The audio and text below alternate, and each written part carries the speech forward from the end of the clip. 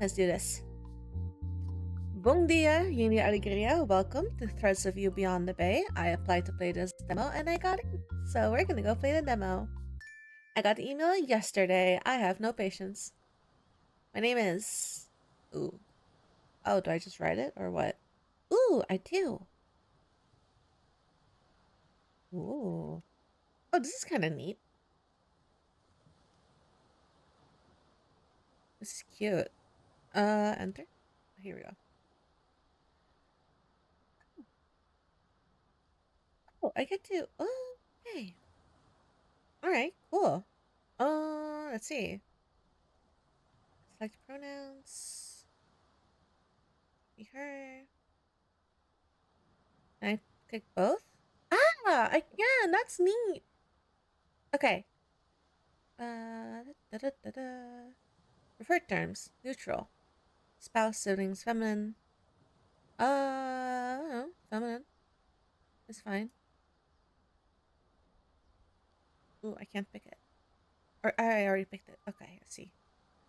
Pronoun randomization frequency. Huh? Every new scene. I will manually change them. Will I manually change them? Oh, like this. Okay. This document is acknowledged by the Brine Bay court. Okay.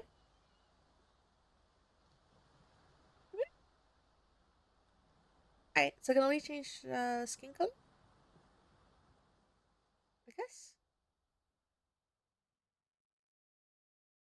And today is Saturday. It's Monday. But okay. Alright, let's go. You let out a long... Oh, we are starting so strong? Not long. You let out a loud, drawn-out yawn. The first of many since you started this long drive. One of your favorite songs plays quietly in the background as you drum your fingers on the steering wheel. Dawn's barely left and the sun is peeking through the horizon. The rest of the sky is still asleep with an array of dark blues and purples. The summer breeze is gentle, but not too warm, so you roll down your windows all the way to enjoy it brushing against your face. Now, you normally don't get up at 4 o'clock in the morning and tackle a 600-mile drive, but you've been planning this little excursion for a while. The main reason is because you don't have much to do during the summer break. A road trip to your hometown sounded like a pretty good idea, so you went with it. Plus, you do feel a bit homesick. Not that you'd admit that to your parents. Thankfully, I found a rental with bargain wheels that I can use for the month instead of catching flights back and forth. Not only that, it'll save me the trouble of taking my parents' car. Oh, like when you're in town, you mean? Okay. You shudder to think about how that would go down with your parents. Why? It's been decades and they both still love that old navy blue minivan to pieces. Sometimes you think they love it more than you. God knows what would happen if you had to borrow it and anything happened to it. Is this foreshadowing? Am I gonna wreck the car? So this was the safest and cheapest choice. You glance outside your car window and take in the view of the ocean. The sky begins to light up from the sun and turn a cheerful bright blue, with a few scattered clouds idly floating around. Waves softly roll across the ocean's surface to greet the beginning of a new day. You can't think of anything better to watch in the morning. It's been a calm drive. You've got your best hits playlist, some of your favorite snacks, and you're free for the summer. As you hum along to the next track, you start planning where you would stop for lunch. Now, where was that list you had on your phone? Excitement bubbles up in your chest. Even with the long drive, you can't wait to start a new summer adventure. Or so you thought. Oh, do I have a flat tire? That doesn't sound good. The smell of burning rubber floats through the window. Double not so good. The dashboard lights flicker. Your music stutters a few times before continuing. With a pit in your stomach, you glance down to see those familiar menacing signs appear behind your steering wheel. Check battery and check engine stare right back at you, mockingly. Okay, I just need to turn off some things and pray it'll last me. You make quick work of shutting off your music, AC, and GPS. That's when the steering wheel locks on you and you immediately tense up. Oh crap. Despite your panic, you manage to guide the car to the side of the road. You silently thank whoever's watching over you that the roads are empty. You turn on the hazard lights with a frustrated button press. Okay, don't panic. Maybe if I let it sit for a bit, I can try to start it again. 10 minutes tick by before you try again. And again. And again. The engine weakly tries to come back to life, only to sputter and die. The lights go off with it, and now you're sitting in a dead car. Great. So there goes that idea. Anything else you got for me? I'm sorry I jinxed you. Ooh. Oh. Oh, this is cute. How do I go back? Ah. Ooh. I thought...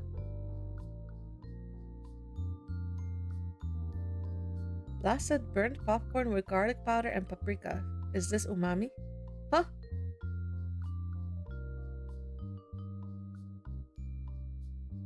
See you. Stars are waiting. Interesting. Okay. I just checked the phone because she said there was like a list or something. And so I went to go do that. And now I cannot undo the phone bit. Oops.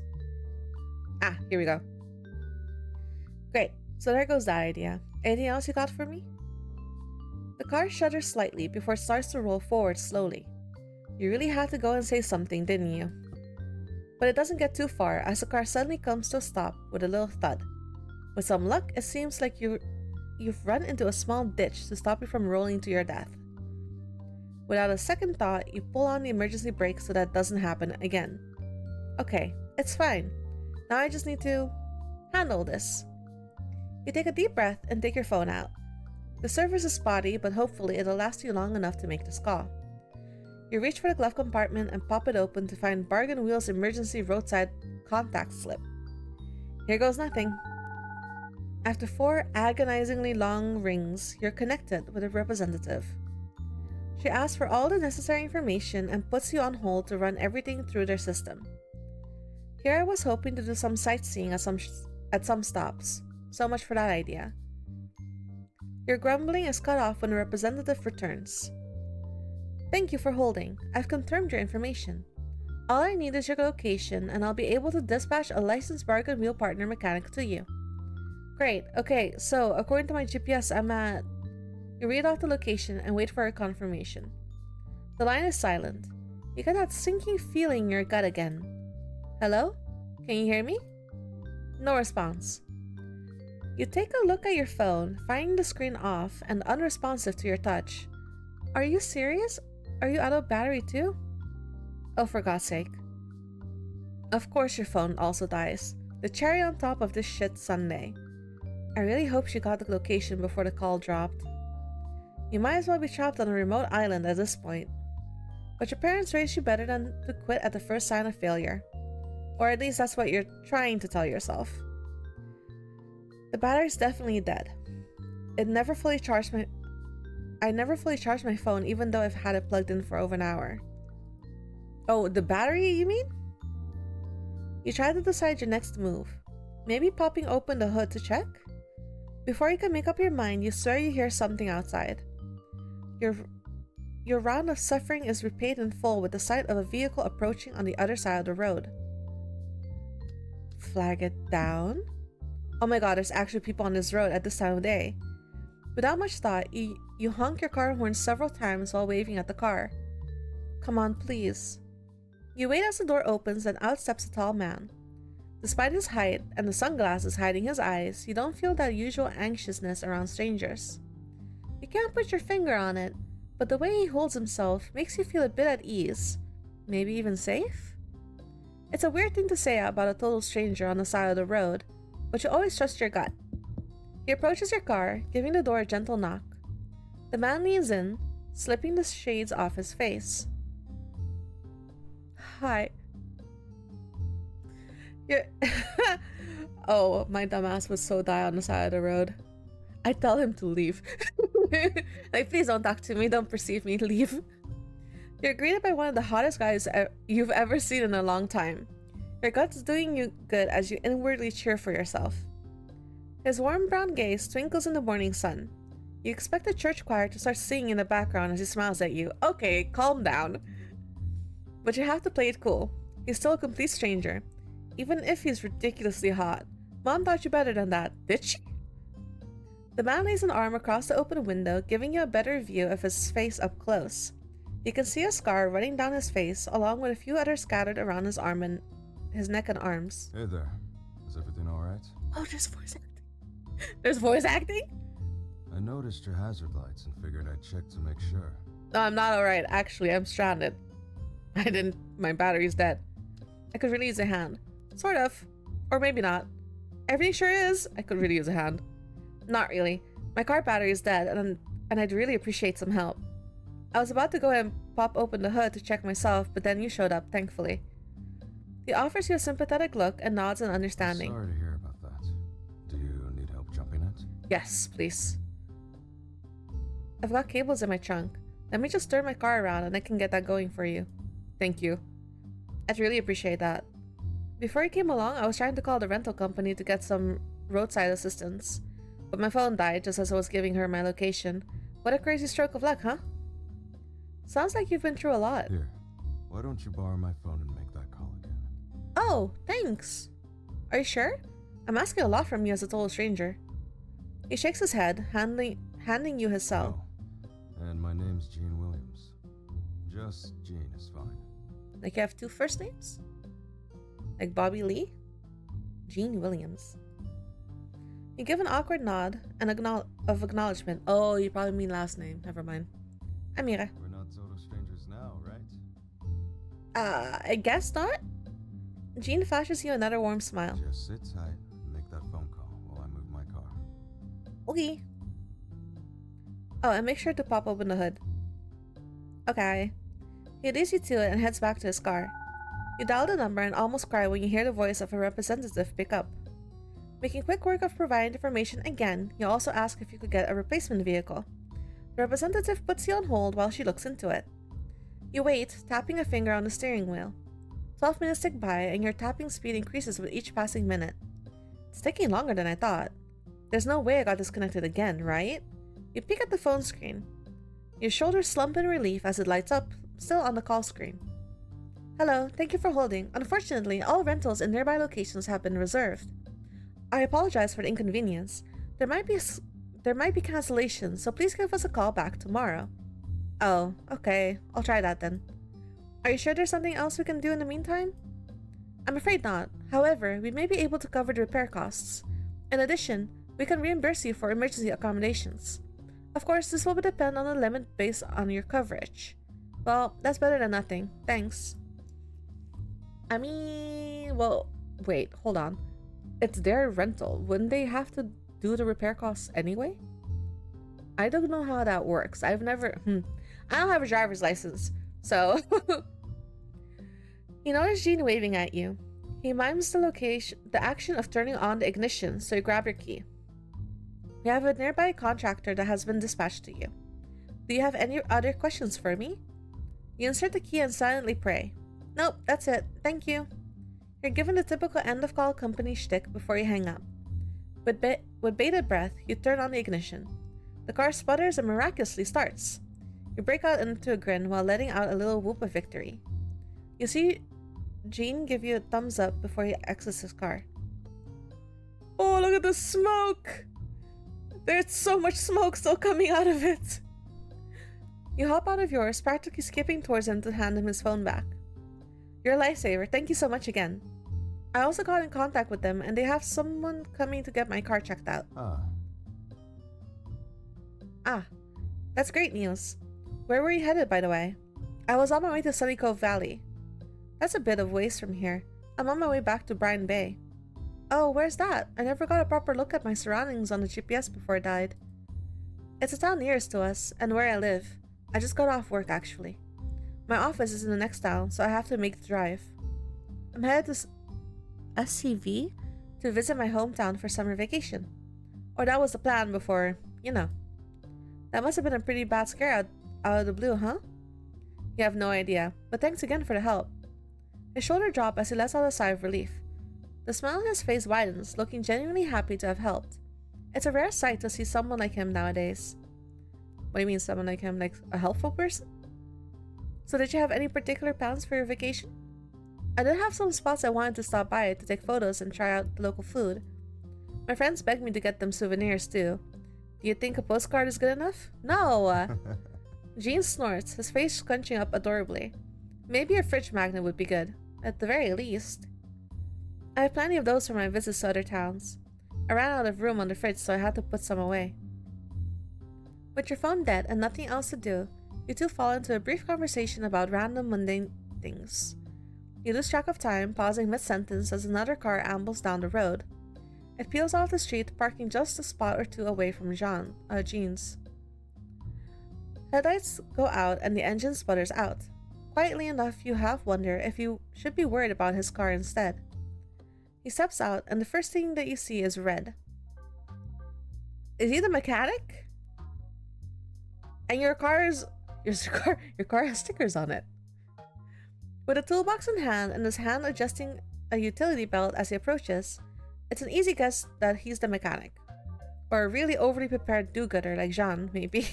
Like Jean. Jean, not Jean. Fuck. He nods at you with recognition when you flag him down with a wave.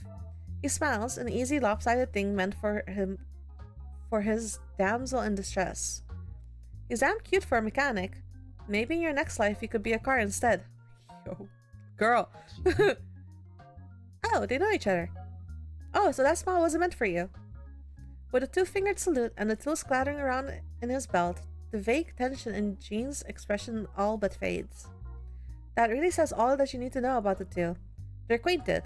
Friends, maybe. That's something to be glad for, you hope. You're competing with my folks? Say it isn't so. Oh, you mean competing with the mechanics? Yeah, I actually got here a lot sooner. Unattended. Got some more car trouble for me? Right, I happened to come across Mira here having some car trouble and stopped to help. Yeah, I can just pack it up and go home then. Kai? The car? The mechanic exaggeratedly rolls his eyes. His head tips back, coupled with a lazy roll of his shoulders. His face all but says, "What are you going to do?" before he finally stands at attention. Jean's quiet snicker doesn't go unnoticed. Alright. Let me take a look. I wonder if all the voice stuff is not voice acted for Jean yet, or if it's not registering. He, Kai, by Jean's unattended introduction, takes a quick glance at the license plate and a crumpled piece of paper in his hand. Yeah. The paper is neatly folded and tucked away in his back pocket before he extends a hand to you in greeting. Nice to meet you. And sorry. I'm Kai. I'm sorry for what? My garage is the closest, and we work with bargain wheels. He produces the laminated license in short order to presumably convince you he's actually working with them. The logo's bright and colorful besides his equally bright and colorful face, with his name in slightly faded font. Kai Nujin? Alright, so can you tell me what happened here? My car exploded. More helpful. As you walk him through what happened, Kai takes a loop of your car. His hands live in his pocket as he hums and ahs in between every new and inadvertent disaster. We've been trying to let it charge for a bit after I jumped the car. Sounds like it could be a battery issue. How long has it been charging? About 15 minutes. Let's try disconnecting it and having Mia drive for a bit. We'll be right behind you. If you're sure, you're in good hands. Kai knows what he's doing. Alright. The cables are disconnected and swiftly put away as the three of you pile into your respective cars. Something like hope bubbles inside you as you turn on the ignition, and it quickly becomes optimism when everything lights up. The tires roll forward, the radio clicks on, and then it stutters out and you think you can hear its final gasp as you pull the brake. The window doesn't even roll down anymore when Jean and Kai approach. Well, there goes that. Let me take a closer look. Popping open the hood just reflexive. Now as Kai reviews the interiors and you deflate into the driver's seat. The tiniest bit more defeated than earlier. Think I know what it is. You do? Looks like there isn't any damage to the battery, but you're telling me it's not holding the charge? Might be an alternator issue. I'll get this towed to the shop and have a full diagnostic run just to make sure. Let me make a call. It'll be a bit, so hang tight. Oh, is it going to be a while? I'm going to do my best to make sure it's not. Okay. Jean waves him off before shooting you a tactically sympathetic look. Sorry that the jump didn't work out. Don't be. I'm just glad someone stopped, you know? If it's alright with you, I can give you a lift to town. What? No, I can't put you out like that.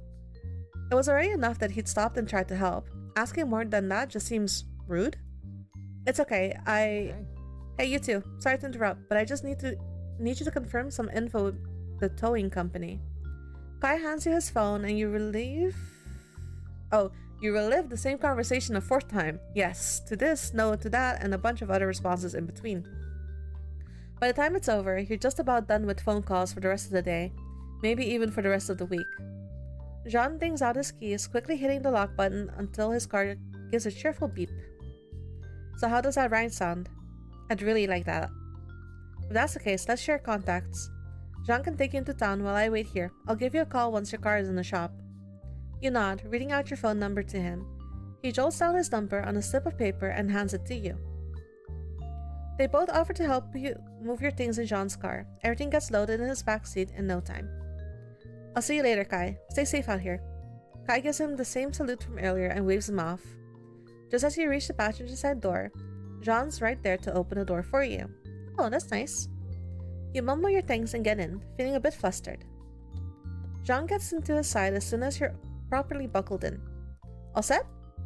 You do double check your seatbelt before giving him a nod. He turns on the radio to some popular station you've heard of and peels off into the road. I don't know why the background moving makes it a little weird to read. I don't know why. The windows are slightly rolled down and you get that lovely breeze you were enjoying earlier. It's almost as if nothing ever happened and you're back on the road, headed to your hometown. That is, until you hear Jean's humming slowly pick up in volume from beside you. You glance over at him as he continues to hum along, tapping his fingers on the steering wheel. He notices you staring and jolts, clearing his throat. His cheeks look just the tiniest bit red. Sorry, force of habit. I'm used to driving alone, so I ended up doing what I usually do to pass the time. No, it's okay. By the way, you and Kai seem to know each other pretty well. Do you know each other from work, or...? You could say that. I'm usually sending my patrol cars to him for tune-ups or the repairs. Oh, you're a cop? Are you a cop? Oh, are you a police officer? Sheriff, actually. It's a bit different from a police officer. I won't get into it, though. I wouldn't want you falling asleep on me. I mean, if you're up for answering some things, I've got a question or two. Really? Ask away then. What's Brine Bay like? How long have you been a sheriff? No. Okay. I don't know. How long have you been a sheriff? Don't take this the wrong way, but you look a bit young to be a sheriff. John chuckles and shakes his head. Jean. I'll only take that as a compliment, actually. It's been about 2 years since I accepted the role. I'm 27, by the way. I can see the question on your face. That's incredible. I can barely get up in the morning sometimes. That's normal. Don't worry. It's because my father was the prior sheriff. Sorry. Didn't Dad die? His smile dims a little. You decide to say something to move on. Then I guess the city is in safe hands. You've been a real lifesaver. Jean blinks in surprise at the statement, but relaxes to a warmer smile once more. Well, I promise you that you'll be safe while you're in town. Sheriff's honor. Well, if the sheriff himself says so, I'll make sure to find you if I run into any problems. That's what I'm here for. I doubt you'll end up in any trouble. Unless you are a troublemaker, that is. Me? No.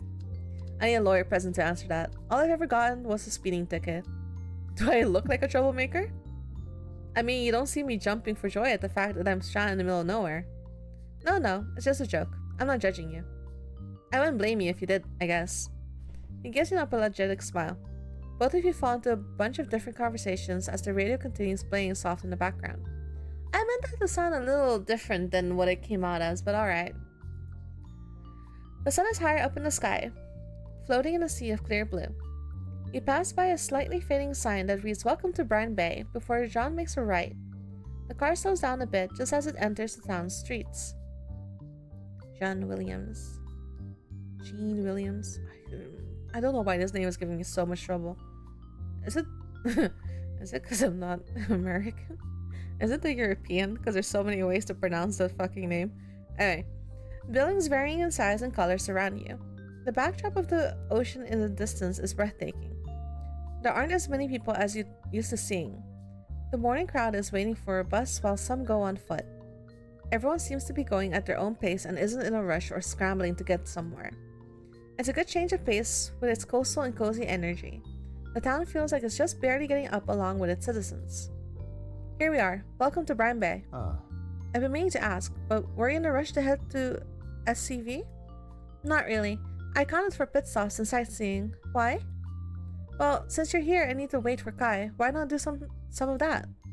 It's not a huge town, but it has plenty to do if you look around. There's the arcade, plenty of places to eat, or maybe the beach. The sound of your luggage being jostled makes you look at the back seat. I'd love to, but maybe I should find some place to put my stuff down first. Somewhere I can stay the night or two would be nice. I know just a place. It's called the Coral Inn, and it's a great rest spot. The one who runs it is an old friend of mine. Just a fair warning, he's not exactly that receptive towards tourists or unfamiliar faces, but he's a nice guy, and he runs an inn? Isn't that bad for business, since he's running an inn? Jean shakes his head, huffing out a fond laugh. You'd think that, but he makes it work. The car turns to a smaller street and approaches a parking lot. Oh, it's cute. You look past the lot to see a pleasant two-story building painted with light teal roofing. Jean parks in a spot near the main entrance and shuts off the engine. You unbuckle your seatbelt and crack open the door, getting ready to step out to grab your luggage. Let me help you with that.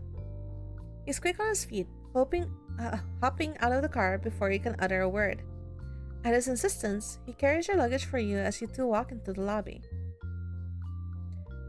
It has a bit of a chic flair alongside the cozy vibe, with framed photos of runway designs all along the walls.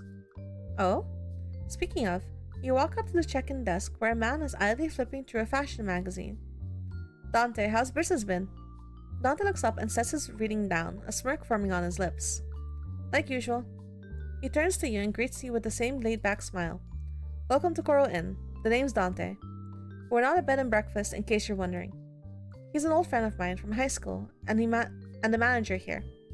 This is Mira. She's gone into some car trouble and needs to stay here for a bit while Kyle takes a look at her car. I know it's sudden, but do you think you could do me a favor and try to help her out with her accommodations? I don't know, man. I'm already cutting it close to my margins this bill cycle. Oh, no worries. I have a card so I can pay. The rental company told me I'll be reimbursed with emergency accommodations after my stay, so it's all good. Cool. We've got all the amenities you'd ever want. Wi-Fi, air conditioning, and running water. Really extravagant stuff. I mean, what else could someone ask for? You'd be surprised. Some clientele really like glitz and glamour, but don't have enough to cough up for hotels in the next town. Hell, one guy wanted a personal sauna and jacuzzi. I almost laughed in his face. A ringtone interrupts your conversation, and Jean takes out his phone, excusing himself to answer it. Well, that about covers it. Would you like a room? Yes, please. You hand him your card, and he starts tapping away at his keyboard. He prints out a form for you to sign, handing you back your card along with a room key. You're all set. Have a nice day. Alright. He seems to really want to get back to his magazine, because the moment he finishes, he picks it back up, flipping until he reaches a certain page. You thank him and head over to Jean. Jean. Was it Jean? Oh my lord, my memory. It sounds like he's finishing up the call as he hangs up the moment you walk up beside him. He turns to you and smiles, even though there's a pinch to his brows now. His shoulders look just as tense as his jaw, so you give him a worried look. Is everything okay? Oh yeah, nothing to worry about. I'm sorry, but I'll have to leave earlier than I wanted to. That was from the station. I need to book it back there for something. Oh, that's fine. I'm sure we'll see each other again at some point. We will. I'll make sure to drop by if I can. Try to enjoy your stay while you're here. Make sure not to get too crazy though. Alright. I won't go streaking on the beach. You wave at him as he rushes towards the entrance. Dante shouts a farewell to him, and just like that, he's gone. Well, time to get settled. Also, is the sprite not finished yet, or is Dante just a void? I think that's funny. There's like, yes, very cozy, very nice, and Dante's just a void. The room, following the theme of Brine Bay, is also cozy and inviting. It's nothing too luxurious, but you find yourself becoming pretty attached to the vibe of this place. The bed looks soft and comfortable, but you resist the temptation of flopping down on it. You know if you put your head down, you're going to pass out for God knows how long. This is nice. I'd have looked into staying here if I knew about this place. You set the luggage down by the door with a loud thud. After spotting an outlet, you quickly fish out the charging cable to plug in your phone. While I wait for that to charge, I should look around the room. Maybe even try to get more comfortable. Ah, okay. I don't know. Wait, why am I looking at the floor? Oh, I can alter it! Ooh. It's just a carpet. It's a frog. What's a fish like? Ooh, no. I want the frog. Plushies? Miho. Miho? Where's that from? A capybara. Yes.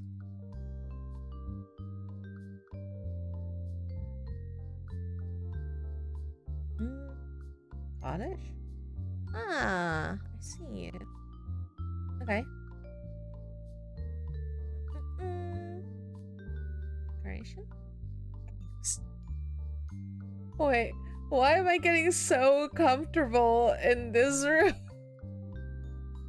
Clock? I probably have... No. Cat one. Buff bed. Ooh. Wisteria. What's that? Side table? Ah, a lava lamp. Ooh. Or a mushroom. Shelf. Left.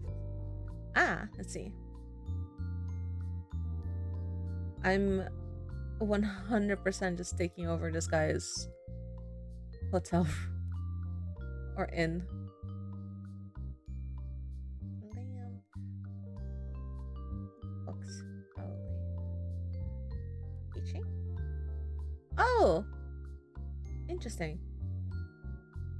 Ooh. I think that.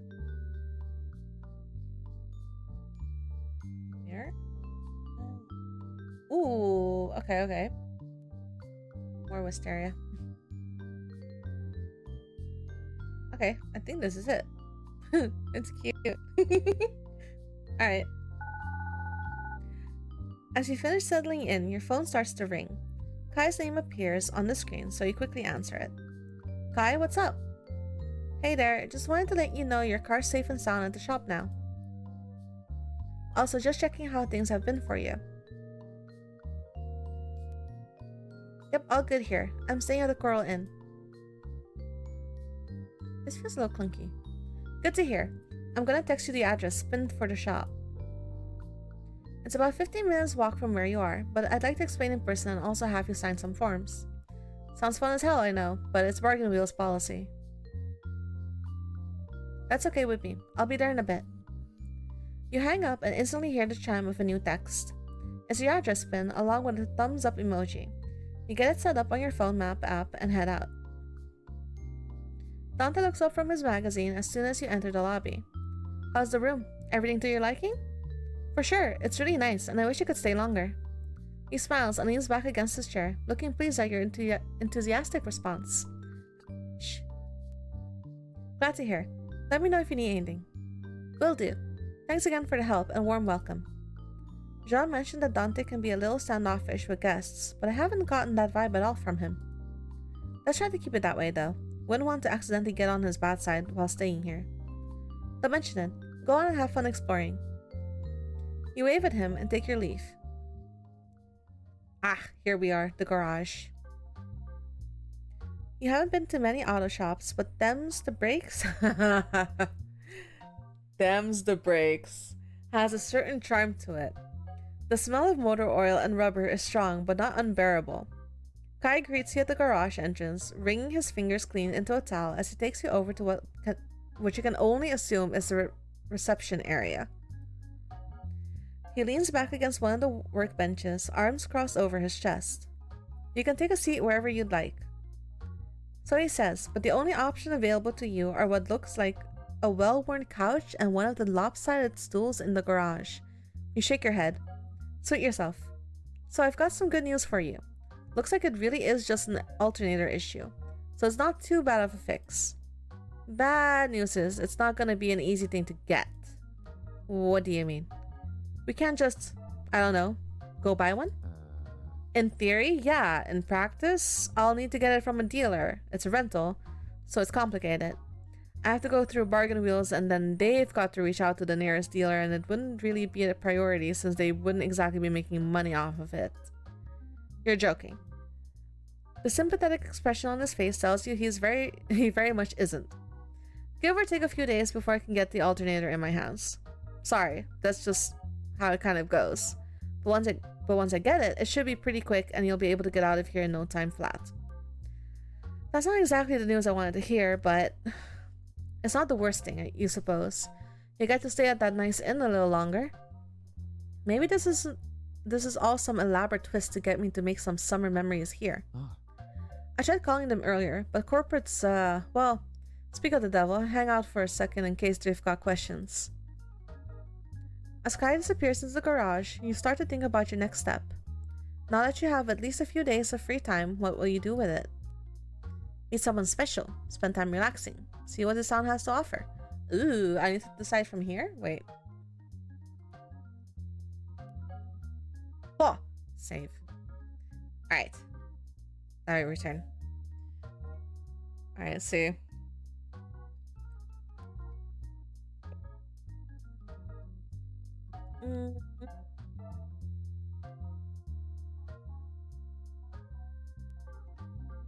So.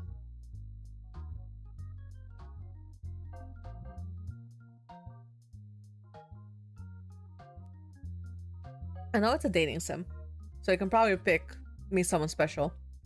Personally, I'd be like, okay, well, I'm stuck in a town, so I might as well see what the town has to offer. It's like what Jean said earlier. Jean said earlier. The town seems to have plenty to do if you look in the right places. Why not take the time to explore? You're definitely curious about what you might come across. The possibilities are endless, and I've always wanted to just explore a new city, so why not start with Brine Bay? Before long, Kai returns with a clipboard and a handful of forms that get crushed against the pen he's holding. Alright, so give me your initials here and here. Signature here, it'll keep your liability free as the renter. After a quick review to make sure the legalese I'll hold up. The paperwork is completed and hastily faxed away. That's about all I can do for you for now. Just kind of a waiting game. John help you out? Yeah, he pointed me in the direction of an inn. Coral? That's the one. Guess I should do my part. You hungry? I was about to grab something to eat before they called in the cavalry. Come on. He doesn't wait for an answer, but he does wait for you by the door. The sign still flipped to say open. Don't need to change that? Nah, I need maybe 10-15 minutes tops. Don't you get indigestion? All the time. As he pulls down the shutters, a little breath of laugh manages to escape. The garage is swiftly locked and he guides the two of you onto the sidewalk. I'm just walking you there, and then I'll have to head back. Can't take too long of a detour. Cars want me. Something needs me. We can grab something together next time, yeah? When I've got someone else around to mind the garage while my dad's out of town. Oh, cool. You walk into a diner beside Kai, the smell of fresh coffee instantly hitting you alongside a gust of freezing air conditioning. This looks cute. It's a quaint little place, but judging by the amount of customers, a popular one. One of the servers walks over, greeting you cheerfully with a bright smile. Welcome. Come on in. Chris T. Is that a hey. His polite smile falters when his eyes land on Kai, but only for a moment before stretching into a warmer, genuine smile. Kai, what trouble are you bringing in today? Me? I'm not trouble. Good trouble. Probably. Oh? Kai nudges you playfully. The familiarity between the two gives you an immediate sense of ease. This is Mira, new customer, new tourist, new friend. Oh? Nice to meet you, Mira. Chris. Kai rests his elbow on the counter, half leaning against it as he jerks a thumb back in Chris's direction. Find a chef this side of downtown. Chris gives Kai an appraising look, raising an eyebrow. Thanks, that's suspiciously high praise. You two know each other, I take it? Yeah, you could say that. Known you, what, 10 years now? You're how old again? We're the same age, Kai, but yeah, just about. Why? Wanted to see if I could shamelessly ask you to spot me a free meal. Chris's cheek turned pink as crosses his arms over his chest, trying to hide his smile behind a huff. You could try. He flashes Chris's cheeky grin, leaning forward on both his elbows. Kai rests his head on his hands, and it's obvious, even at a glance, that Chris isn't entirely put out by the question. How about if I hit you with a pretty please? That worked on Mare last week. Kai, she's 12. And? Fine. You heard the man. Order whatever you want, Mira. Morning's been rough on her. Car troubles. Chris gives you a sympathetic look. You respond with a small smile and shrug. I'm sorry to hear about that. Are you doing okay? Nothing a full stomach can't help. Glad to hear it. It's on Kai's tab, so feel free to order as much as you'd like, okay? Hold on now, let's not get too ahead of ourselves. Chris huffs again, smiling fondly at Kai. At Kai's played-up nervous grin. He grabs the menu, gesturing you to follow him. Kai relents with a finger salute as his other hand reaches for the door. Don't be a stranger. Also in the future, if you tell him Kai sent you, he'll give you 3 orders of hash browns on one big plate. I'll keep that in mind. Don't knock it until you try it. Go back to work. I'm going.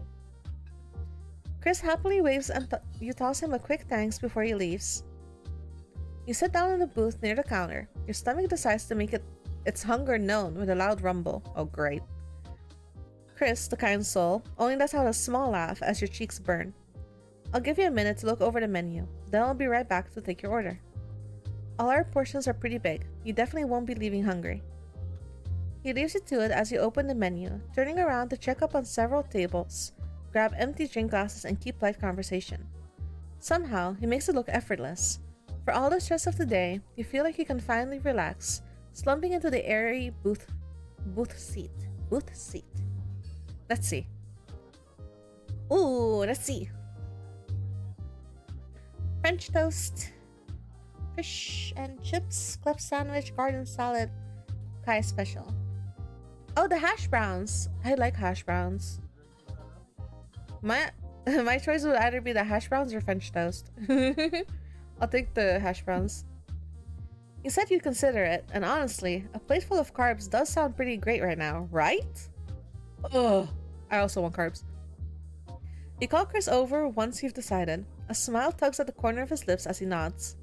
As you wait, your gaze starts straining around the diner.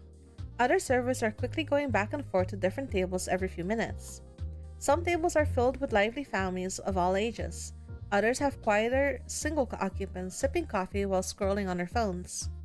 Many customers seem well acquainted with each other as they pass by booths, greeting one another warmly. There are a few that stand out way too much to be locals. Then again, it is summer break, so you aren't surprised to see tourists around here. And here you are. Chris appears out of nowhere with your plate, smiling down at you. He places it in front of you with a small, practiced motion. You start to dig into your food, humming in delight as the delicious flavor hitting your tongue, but stop when you see Chris slide into the seat across from you. Oh? He puts his chin in his hand, his eyes twinkle with genuine curiosity that reminds you of an eager puppy. Go on, don't mind me. Oh, do you just want to see people eat your food? Okay, you can't really complain, considering he did get you a free meal, but this is certainly a new dining experience. Not that I mind, but do you always sit down to watch your customers eat? He laughs, the sound light and charming. Up close, you can see a spattering of freckles across his cheeks. No, not usually. Oh. But Kai told me to look out for you, so that's what I'm doing. I don't think he meant, like, actually look at me eating. I can't stay long, but the part-timers can handle things until it's time for me to get back to the kitchen at least. You take a tentative second bite of your food, For all their teasing, it seems he and Kai are pretty close, if he's actually doing this. Or maybe that's just how people are here. Jean and Kai were extremely friendly in their own right, too. Is everyone here this friendly? Eat in silence. Is everyone here this friendly? Not that I'm ungrateful for the treatment so far, but is everyone in Brine Bay this friendly? I'd say so. Oh. Not a big city, so pretty much everyone knows each other. I'm sorry, I don't know which ones are voiced and which ones aren't. I've heard that line in horror movies way too many times. Seems a little suspicious to me. This is true. Also, let me adjust the voice volume to be higher. His eyes crinkle with mirth as he grins. Mirth. Okay, this one's not. Okay. I promise it's just a standard run-of-the-mill city in the middle of nowhere. Friendliness. We're too boring to have some dark secret. His head jerks up at the sound of the bell at the counter ringing. Sorry, I've got to get back to work. It was nice hanging out with you. Make sure to tell me how the food was later, alright? Can't you see that I'm enjoying the food? It's good. I want carbs. I want hash browns. Oh, and as promised, it's on me this time. Just close out the tab at the counter whenever you're done. He stands from the table, drumming his finger on its surface as he leaves. I will, thanks. And like that, he's gone, his strawberry blonde hair bouncing as he rushes to the counter to greet customers. You turn back to your plate to dig in. The food's delicious, and as Chris said, the serving size is way more than enough. Before you know it, half of the meal is gone. You lean back against the booth with a full and happy stomach. After giving yourself a moment to relax from the meal, you get up to head over to the counter for a box. For a box? Oh, like a to-go box. It'll make for a great dinner later on, at least.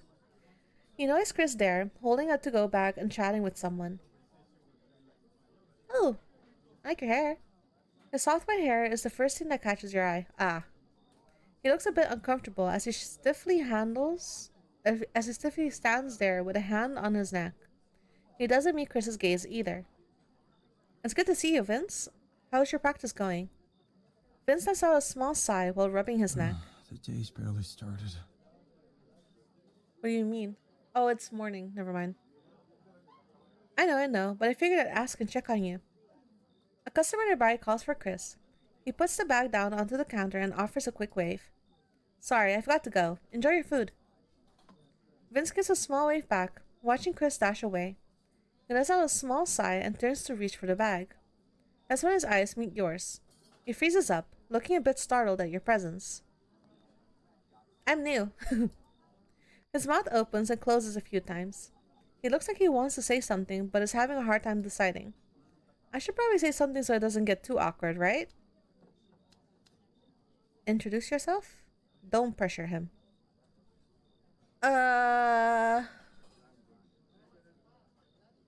So here's the thing. You guys are just kind of staring at each other, so now it'd be weird if I just kind of like look away or ignore him. So I guess I'll introduce myself. But I don't want to pressure them either, so I don't know like what the correct choice would be. You give him your best charming smile. Hey there, my name's Mira. I'm sort of acquainted with Chris, and it's my first time at this diner. I just had a really great lunch thanks to him. Are you a regular here? Whatever you ordered smells amazing, by the way. Vince stares in surprise at your sudden introduction. But you must have done something right, judging by how his body relaxes a bit. His tense expression easing into an awkward smile. Hello, I'm Vince. I wouldn't call myself a regular, but that guy, Chris, he usually greets me around this time of day. So you are a regular? So I guess I kind of am? I think you can kind of tell, but I'm a new visitor to Brine Bay. I ran into some rental car trouble, so I'm waiting for that to get fixed. That sounds difficult. I'm sorry that happened. Just shit luck. It's okay.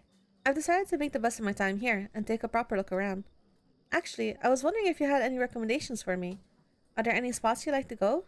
You like to go to often?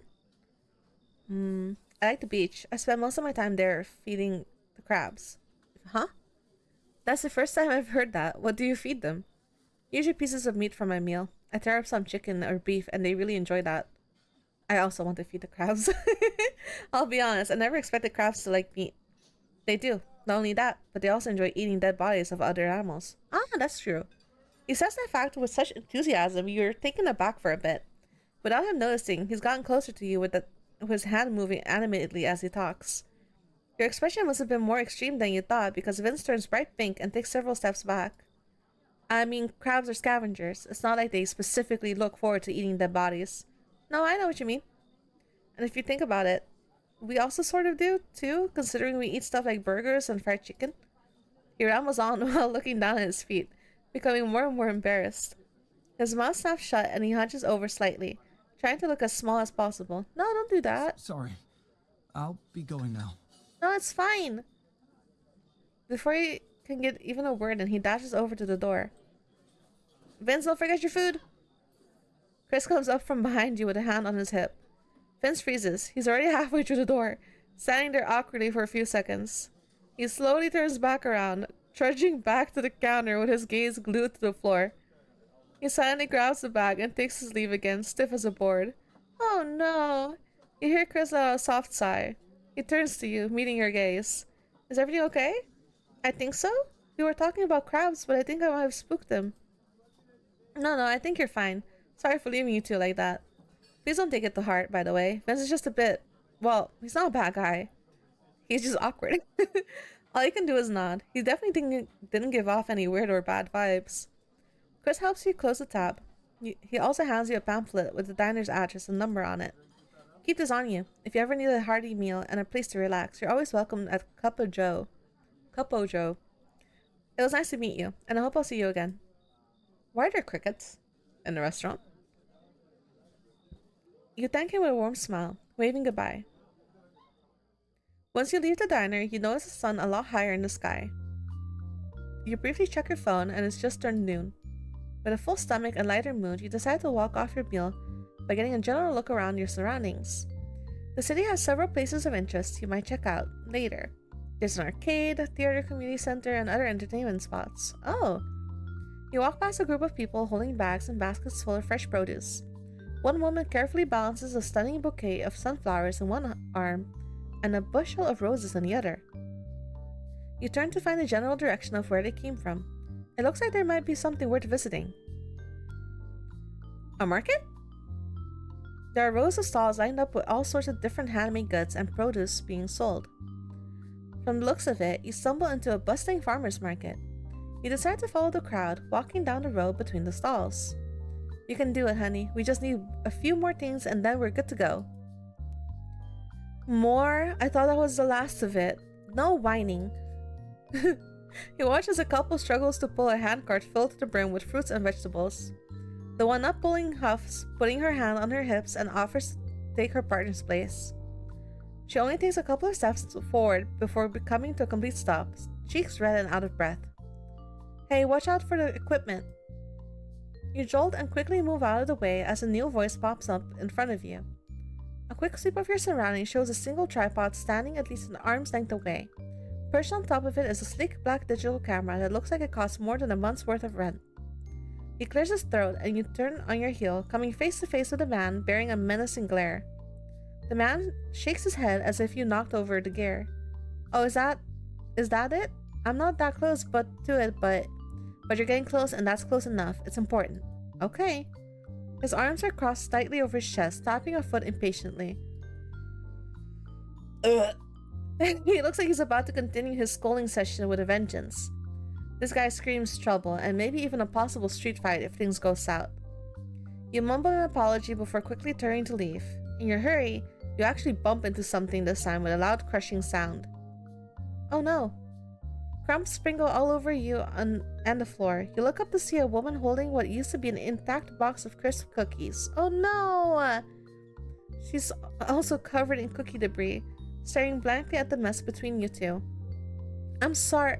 Your apology is cut short when she heaves a heavy sigh and puts both hands up in front of her. It's fine. It was on a company card. It's fine. You can't even get a word in as she walks away, all the while murmuring something under her breath. That sure was something. You're left dumbfounded, covered in cookie crumbs. You take a moment to recollect yourself before starting to brush them off. Are you doing okay? That was a pretty messy accident. I've got a towel if you need it. I'm fine. I'm not sure if she's okay. Oh, hi. Oh no. The stand is full of trouble.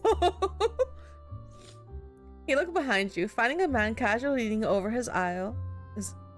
How do you say that? I actually don't know how to say this word. Easel? Easel. Aisles. Easel. Aisle. With a clean towel in one of his hands. Oh, was he doodling the encounter? I hope not. Did you see all of that? He gives you a bemused smile, gesturing for you to come over. Sure did. I'm pretty sure everyone that wasn't busy witnessed that. Great. Fantastic.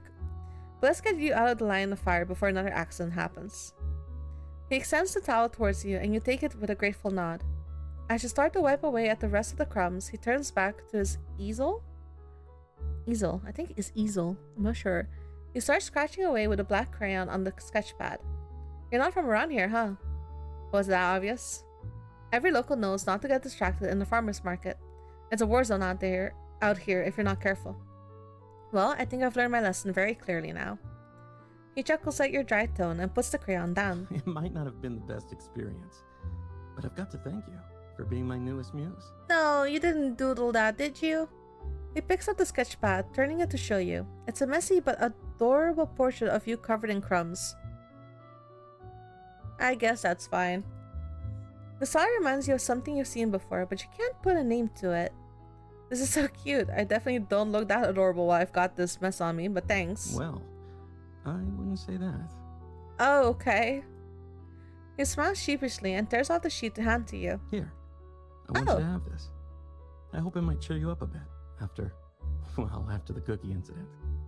Well, it probably cheers me up after the the car incident and the cookie incident. He makes air quotes with his fingers as the last part and a laugh bubbles up from you. Thanks. I'm glad it was some form of entertainment to the locals. You notice a small signature at the top right corner of the paper. It reads as A. Mitchell, a similarly messy hand. What's the A stand for? Andrew, actually. Oh. Andrew Mitchell. Feel free to just call me Andrew now. Okay. Well, you're a great artist, Andrew. I'm Mira. Is this something you do for a living? His eyes widen at first, but he laughs it off softly and shakes his head. Nope. I'm glad you think I'm good enough to earn a living off of it, but I work over there.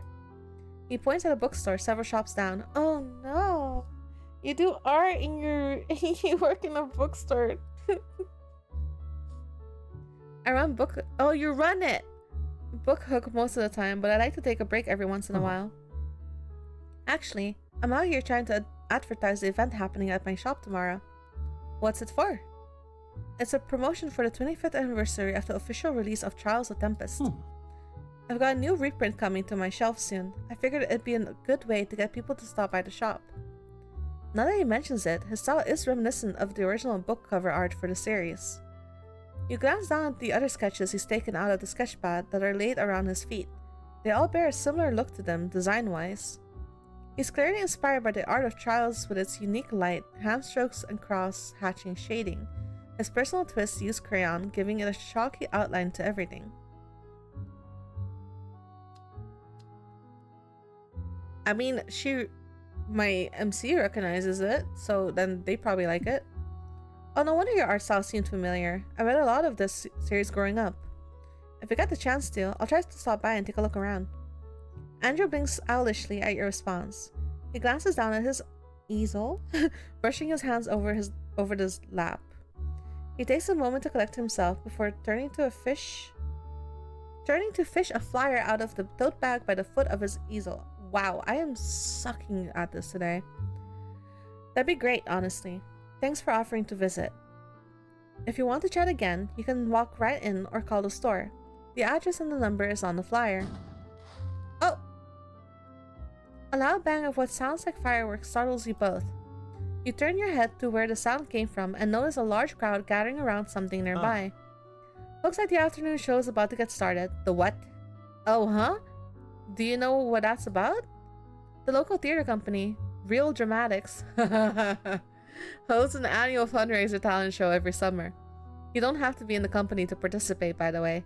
Locals can sign up and give it a go. I'd volunteer, but I don't think anyone wants to watch a guy paint for over an hour.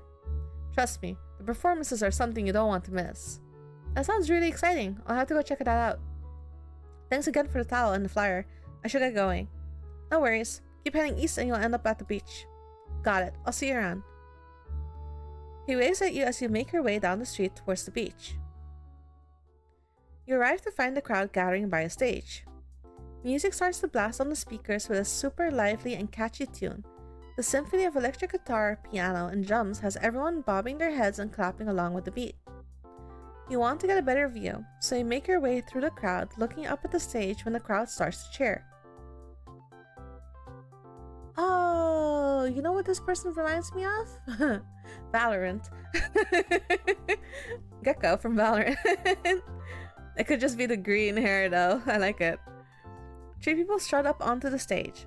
The man in the middle is hard to miss, with that electrifying green hair and his dark tank top that shows off his fit body. He blows a kiss and you hear a swarm of fans squeal with glee. Somehow, you find yourself front and center of the crowd. You lock eyes with the main singer. He smoothly slides across the stage with quick and graceful footwork as he sings along with the 2 backup singers behind him. No, I'm not saying that. Absolutely not. I think you guys should make the voice actor sing that though. I'm just saying, but I'm not saying it. The lyrics sound familiar? Unfamiliar? I don't know. Let's go with familiar. You recognize these lyrics. How could you not when they were being blasted in your dorm nearly every day? As ridiculous as it sounds, you can't help but start singing along. It's not your fault the song is good. You find yourself sidestep dancing as you sing louder and louder. You startle as the main singer hops off stage and waltzes through the audience. Oh no. He does amazing crowd work as he high-fives people, waves at them, winks, and occasionally stops to make them sing along into the mic. Stop singing. We're not doing this. That's when he locks eyes with you again amidst a throng of adoring fans. He smoothly makes it over to you, never missing a beat as he goes. Stop looking. He probably notices you singing along while he was on stage because he finishes the last line and moves the mic in front of you. I hate that. Now everyone's eyes are on you. What are you going to do? Freeze up. 100. Listen, if we're playing as me, 100% I wouldn't be. I would see him walking towards me and I would have walked away. Are we going for an honest answer or what I think is the correct answer? Because I wouldn't freeze up all the way. I'd still sing, I guess, but I don't know about showing off, but sure. It's your time to shine. You've had plenty of practice doing karaoke night with friends, so you're ready. You lean in and start singing into the mic alongside him. You might not hit every note, but you're absolutely rocking it. You notice his eyes twinkle happily at you as he sings. His grin is contagious, and you feel yourself grinning back. The 2 of you harmonize pretty well, and the crowd absolutely loves it. Your spotlight moment ends as soon as he steps away and moves to another person nearby. He does this with a couple more people before he leaps back onto the stage. The music swells as he and the backup singers all strike a unique pose at the final note. A flash of sparklers rain from the stage to finish the show. Thank you! Thank you! My name's Kevin Zuno, and these 2 awesome performers with me are Zoe and Mika. Real Dramatics annual summer talent show fundraiser wouldn't be possible without all your support. An extra big shout out to all of our lovely fans that came today. He throws a deadly combo of a wink and a kiss to the crowd below. Swarms of fans waving posters and signs with Kevin's face on them shriek and jump happily. These funds will go to our community theater to keep everything up and running. Not only that, it'll keep our class prices low and help fund performances abroad. Oh, that's cool. He makes a ground sweeping gesture at the booths on either side of the stage. If you're interested in donating, please check out the booths after the show. Now that that's out of the way, give it up for our next act. We've got some wicked breakdancers ready to flex their skills. Applause roars from the crowd once more before Kevin bows and leaves the stage. You watch him move through the throng of people and, to your complete surprise, head straight for you. Walk away. He stops in front of you, giving you a sheepish grin. Hey there! Thanks for watching our show. I hope you enjoyed it. Uh-huh. That's nice. Also, I wanted to say thanks for being such a good sport while I was doing crowd work. Oh? You might have heard earlier, but I'm Kevin. What's your name? I did, but it's nice to meet you again. I'm Mira. And I really liked the performance. Yeah, it's my first time with such a high-energy talent act. Kevin smirks, tucking his thumb and finger under his chin. Well, you are talking to one of Brine Bay's biggest stars. Oh no, are you cocky about it? It's only natural that my fans would come out to support me. Oh, whoa, really? Nah.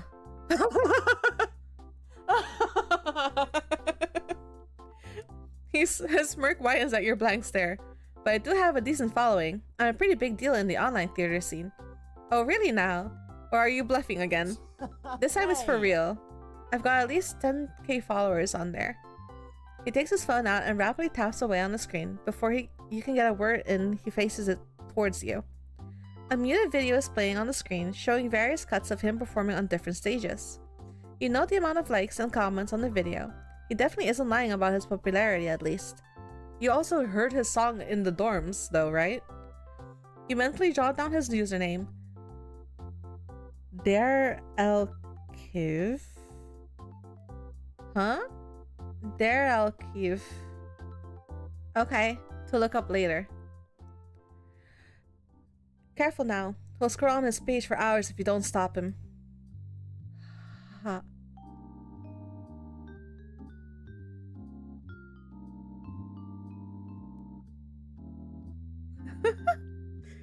Oh boy. Kevin and you look up from his phone to find a man standing a few feet away. He could easily be mistaken for a model with his looks. Long, wavy light brown hair frames a handsome face, and thin, framed glasses do nothing to hide his pretty brown eyes. Oh? Well, if it isn't my biggest fan, I didn't know the mayor of Brine Bay had time to visit a humble performer like me. This is the mayor? Kevin makes a grand show of greeting him with a deep bow. The man's cheek tinged pink as he coughs into his fist. Play along. You can tell right away that Kevin's messing with you again. But for some reason, you feel like playing along with his little joke. You sure do know a lot of people in high places. Please ignore him. I could never be the mayor, really. My family just happens to be quite involved with the local development of Brine Bay. We own some real estate. It's nothing to brag about, but let's move on from that. Well, I'll be honest. When Kevin said you were the mayor, I already knew he was bluffing. Oh? What gave it away? I doubt any mayor dresses that fashionably. He runs a hand through his hair before flipping it elegantly. You have a good eye. Perhaps I should wear khakis next time to properly fool everyone. I don't know. As if you'd ever walk out of the house wearing that. I could make it work with a bit of tailoring here and there. Well. Anyway, I had a moment to myself after a few meetings, so I decided to come and watch the talent show. But while I was trying to listen to the act, I couldn't quite pay attention with someone loudly bragging about himself. Really, Kevin, you had plenty of fans already. I'm sure she can be spared. You're just jealous. You don't mind, right? He throws on his best puppy eyes, looking, and you can't help but snort in response. Kevin sighs dramatically at your lack of agreement. He shrugs with a grin, pulling at his lips. Okay, I got the message loud and clear. Oh, there's like a weird flickering happening here. I'll leave you to be. I've got to head over to help out at the booths anyway. Enjoy the rest of the show. Hit me up later if you want to talk some more. I'm guessing it's the blinking animation? He gives a big bow to you and then blows a kiss to the man. The man rolls his eyes as you wave goodbye. Kevin disappears into the crowd, leaving you two alone. Without Kevin's bubbly energy filling the space, you both fall into a comfortable silence. The next act is mesmerizing to watch as a team of acrobats flip and leap smoothly across the stage. It amazes me how flexible some people can be. You can say that again. My bones creak every time I get up from my chair. He snores, his shoulders slightly shaking from trying not to laugh out loud as you grin at him. You'll somehow end up making brief commentary here and there with him on the different performances. You don't even notice how fast time goes by until the last act finishes and you see the theater company's director is on the stage. He quickly introduces himself before thanking everyone for their attendance and donations. You clap along with everyone as the theater crew takes a bow. The director bids everyone a good night, signaling the end of the show. People begin dispersing and leaving the venue as the sun starts to set, tinting everything with a soft orange glow. The town this year was even better than the last. What did you think of it as a newcomer? I really enjoyed it.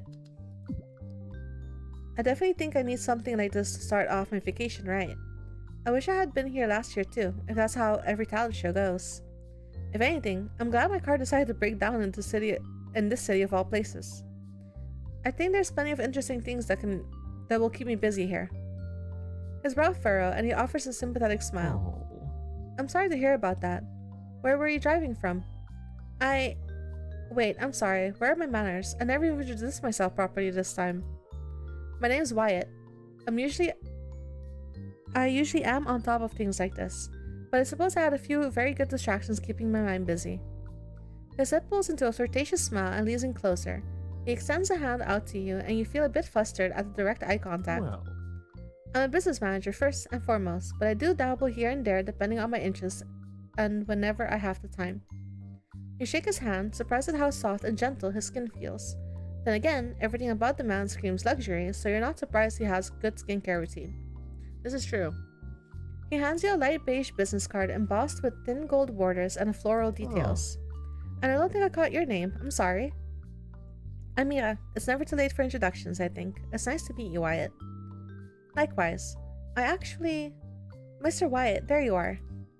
You both look over to find a woman approaching with a big grin on her face. You instantly recognize her from Kevin's performance as one of the backup singers, Zoe. She bows in greeting, looking back up at Wyatt while practically bouncing with joy. Thank you so much for showing up today. We couldn't have done all of this without your help. We raised enough to meet several of our major funding goals. We're so grateful for organizing this venue and everything else for us. Wyatt turns to Zoe with a small smile on his lips. Oh. There's no need to thank me. Valerie was the one that initiated this plan as a pet project.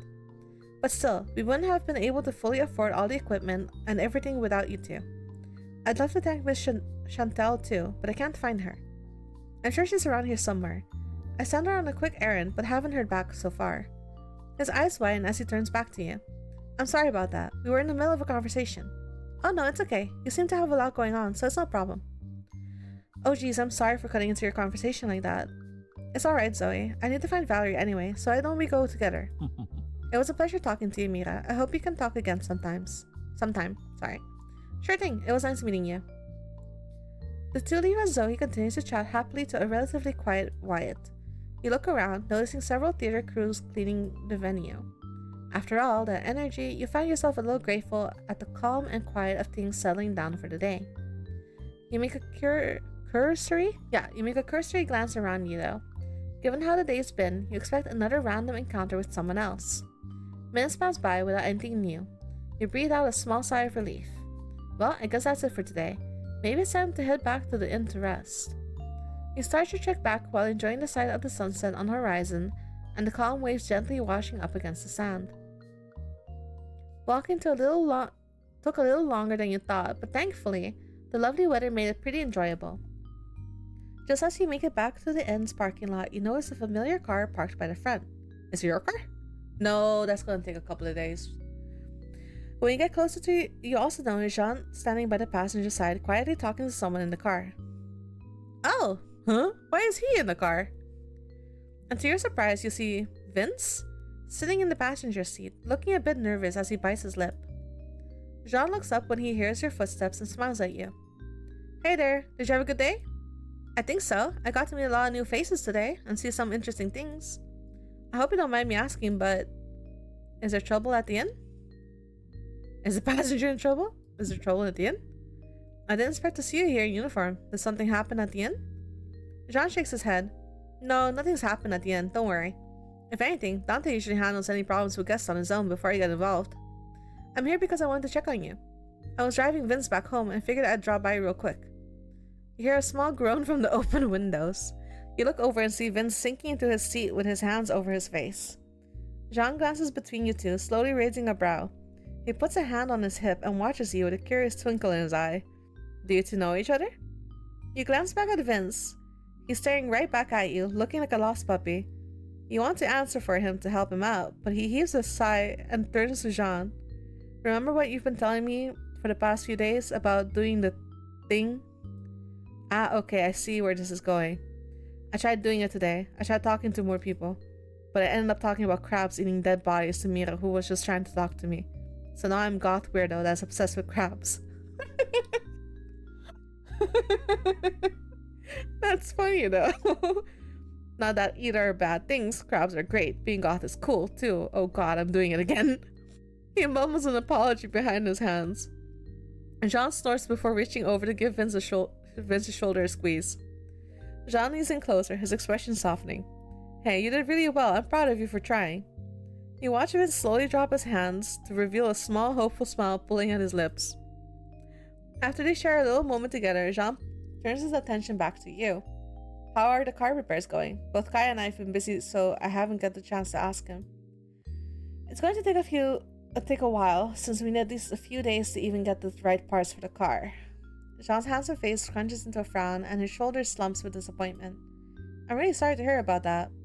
For what it's worth, I'll give you my number in case you need anything while you're stuck here. He pulls out a pen and notepad from his utility belt.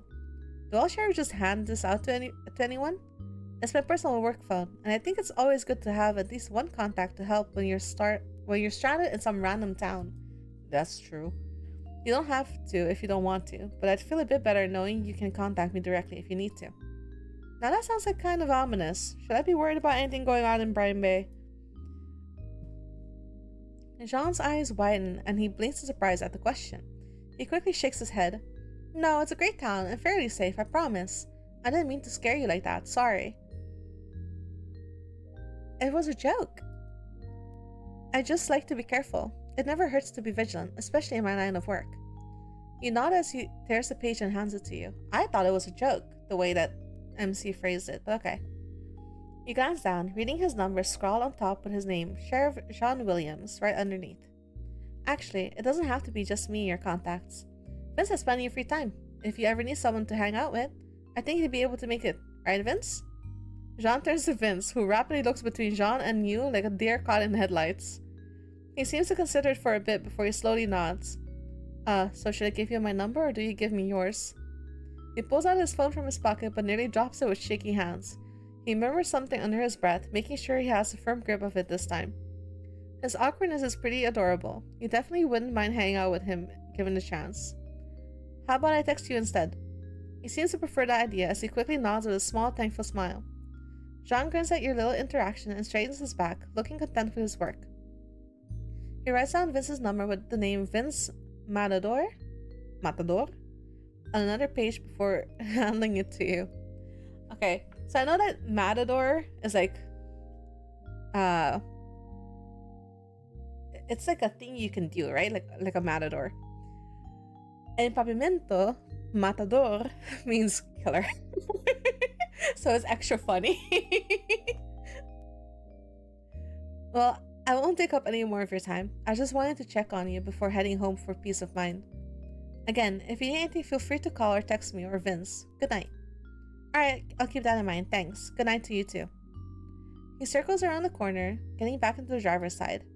The car starts up and Vince gives you a small wave as you drive away. You head into the inn, finding Dante hunched over at his desk, tinkering away at something. He raises his head at your approaching footsteps, nodding when you smile at him. Hey, how was exploring? It went pretty well. I met plenty of people today. Plans have changed and I'll be staying here for at least a few more days. Sure thing. I have your card on file, so I'll just charge it until you check out. Stay as long as you need. The inn's not going anywhere. Great, thanks. Then I'll see you tomorrow. Good night. He murmurs good night to you, already engrossed in whatever he was doing before. Ah, yes, my customized room. After a nice long shower, not a night-long shower, you get into a comfortable pair of pajamas, ready to settle into bed for the night. But before that, you pull out Andrew's drawing of you from your bag and tape it to the wall near your bed. I really did mean it when I said he should look into pursuing art for a career is super cute and unique. When you're content with the placement, you pull the blanket out and hop into bed. You let out a content sigh at the way you sink into the mattress. Now that you're all cozy, you pull up your phone for your nightly bedtime scrolling. But instead of opening your usual apps, you pull up the contacts list. Today sure was eventful. Look at all these new contacts I have. You're gonna call someone before bed? I'd say the one that was the most memorable meeting was... Oh, memorable? Oh. Oh, is this how I pick a route? I don't know. Do we go down the list? I think Vince is funny. Okay, as far as memorable meetings go, right? Some guy talking about feeding crabs and how the crabs like eating dead bodies because they're scavengers is pretty memorable. So I'll go with Vince. Your introduction to Vince was a little awkward, sure, but he doesn't seem like a bad guy. You can tell he's trying his best. Not everyone is built to be super sociable. But you think back on the interactions and notice how he's usually with someone who does most of the talking. Chris and John are looking out for him while initiating things. I wonder if that helps him or not in the long run. I'm a little worried they might be trying to hold his hand a little too much. You can definitely see the spark of confidence in Vince when he was excitedly explaining the diet of crabs. It was weird, sure, but also charming. It wasn't weird, it was just factual. You just took it the wrong way. It's clear that Vince can integrate things on his own. Hopefully, he can explore that on his own at some point. You think back on how Jean and Vince interacted outside of the inn. Their relationship definitely feels a bit different. You think it's... parental. That's heartwarming. Sure, Vince needs a little push, but it was really sweet to see how Jean supported him. He's there to cheer for Vince when he's trying his best. It's a heartwarming sight, and they clearly care for each other.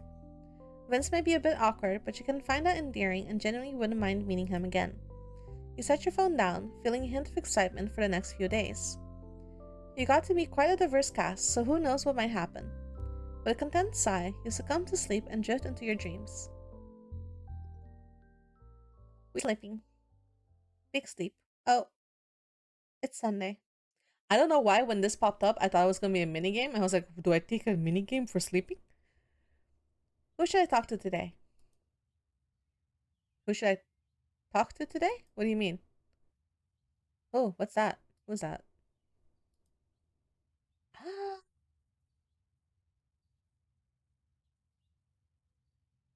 Wyatt's at the beach.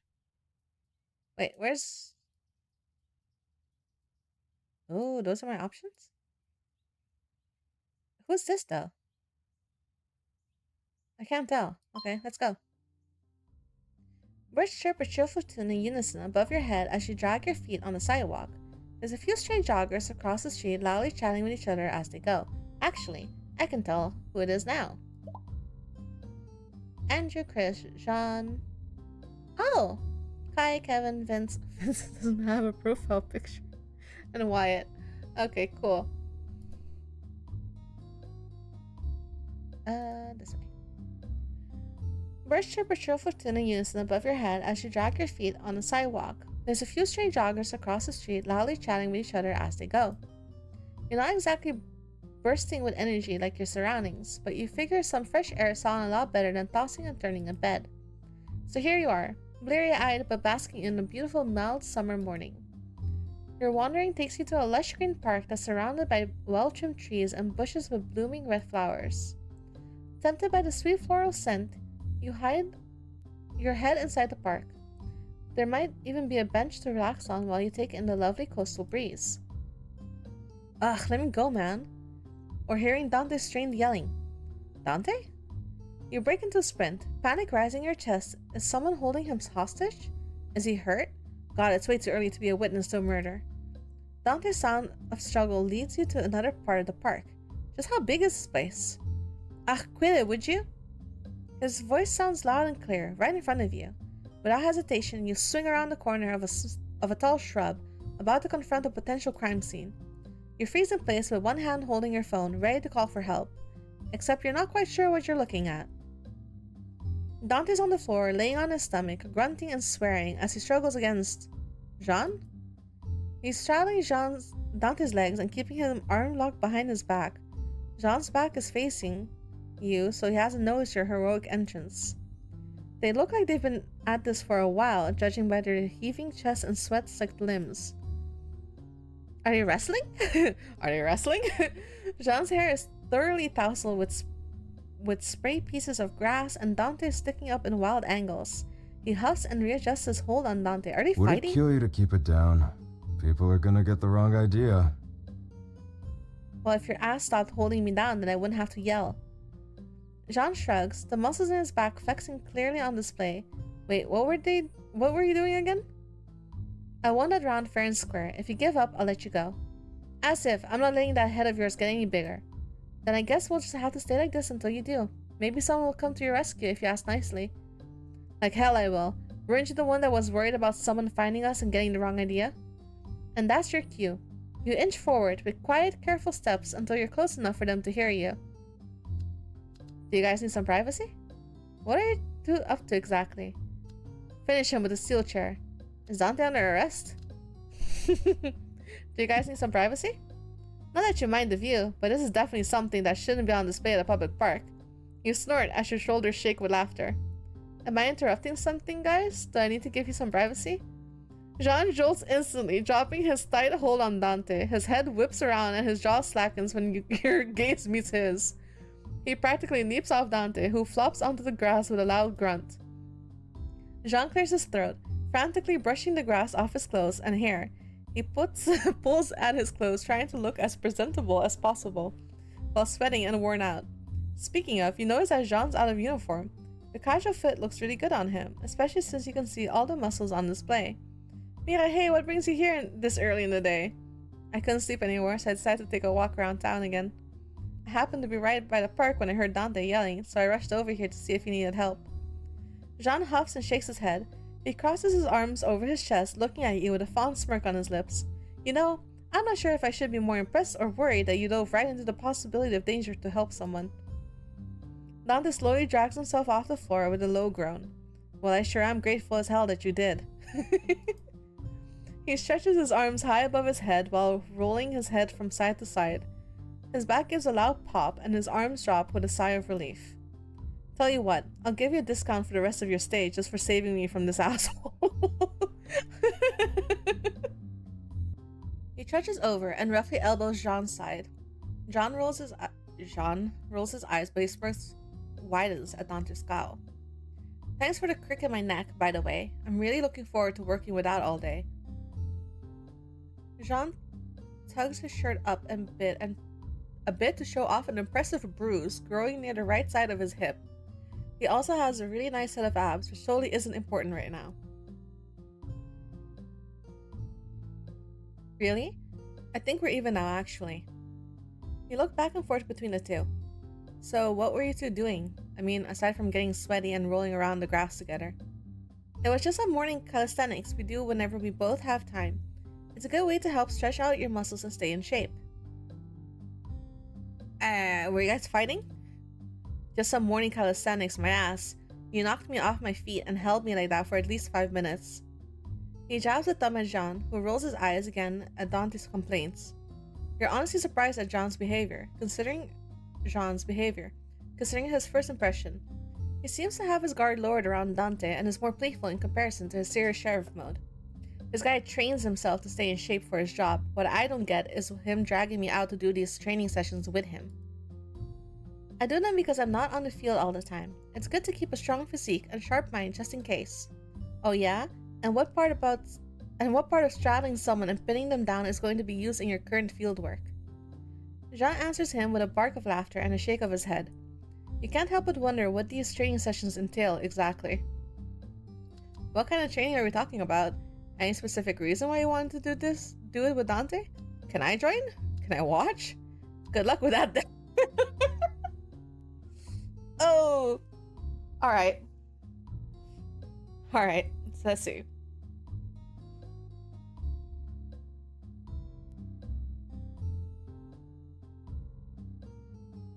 So, these two are way too fucking forward. What kind of training are we talking about? Any specific reason why you want to do it with Dante? No, probably because Dante is just as big as he is. Can I join? Honestly, this looks kind of fun. Could I join? Two completely different reactions show up on the men's faces. Jean's eyes light up as he nods eagerly. Dante scowls as he mouths something to you and mimes his head getting cut off.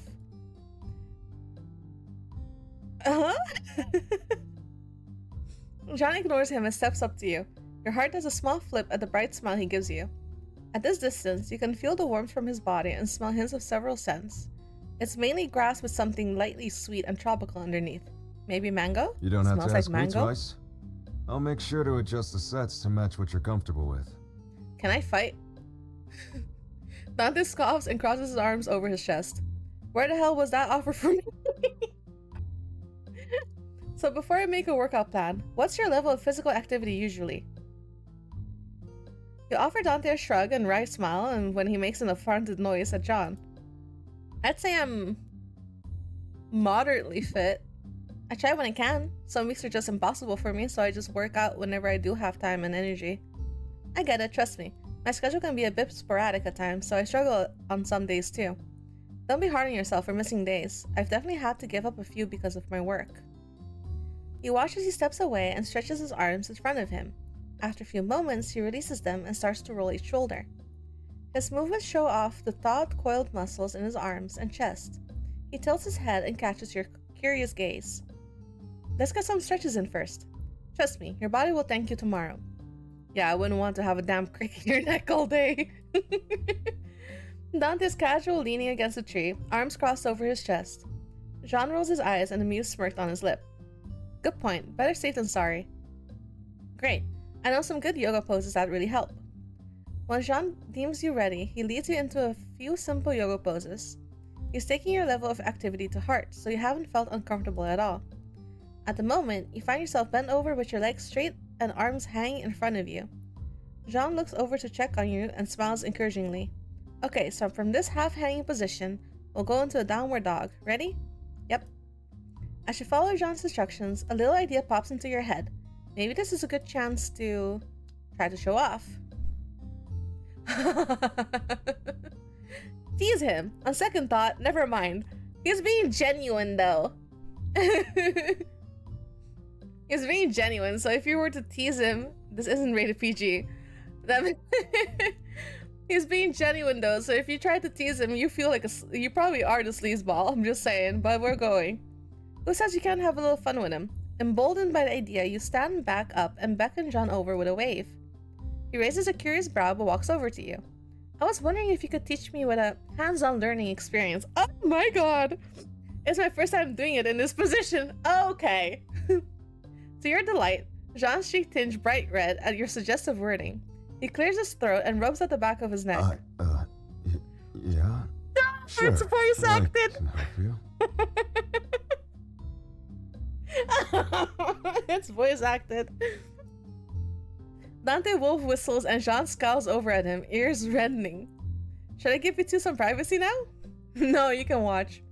Jean clears his throat again, turning his back to Dante. Anyways, let me help you get into position.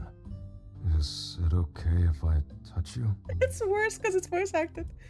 You nod, giving him a bright smile. He instructs you to return to the half hang and you feel gentle, hesitant hands on your hips. As he guides you into the proper stance, you hear Dante snickering.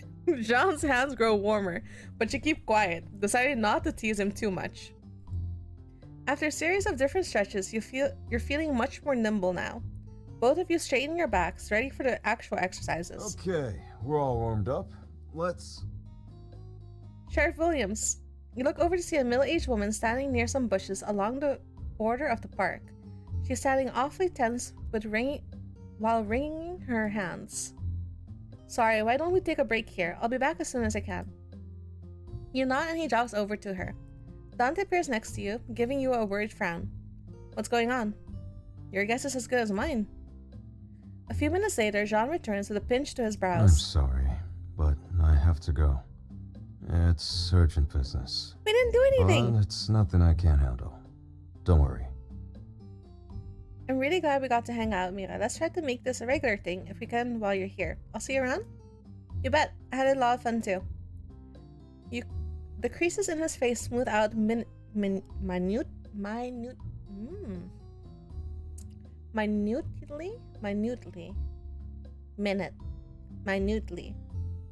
As he smiles softly at you. He waves goodbye to you and Dante before he takes off back to the woman. She leads him out of the park, and you watch him until his figure disappears around the corner. I know he said not to be worried, but what do you think he's going to do? Dante huffs, putting a hand on his head. Knowing him, probably something not under his job description. Again. Oh. Where should I go now? I don't know. Let's see.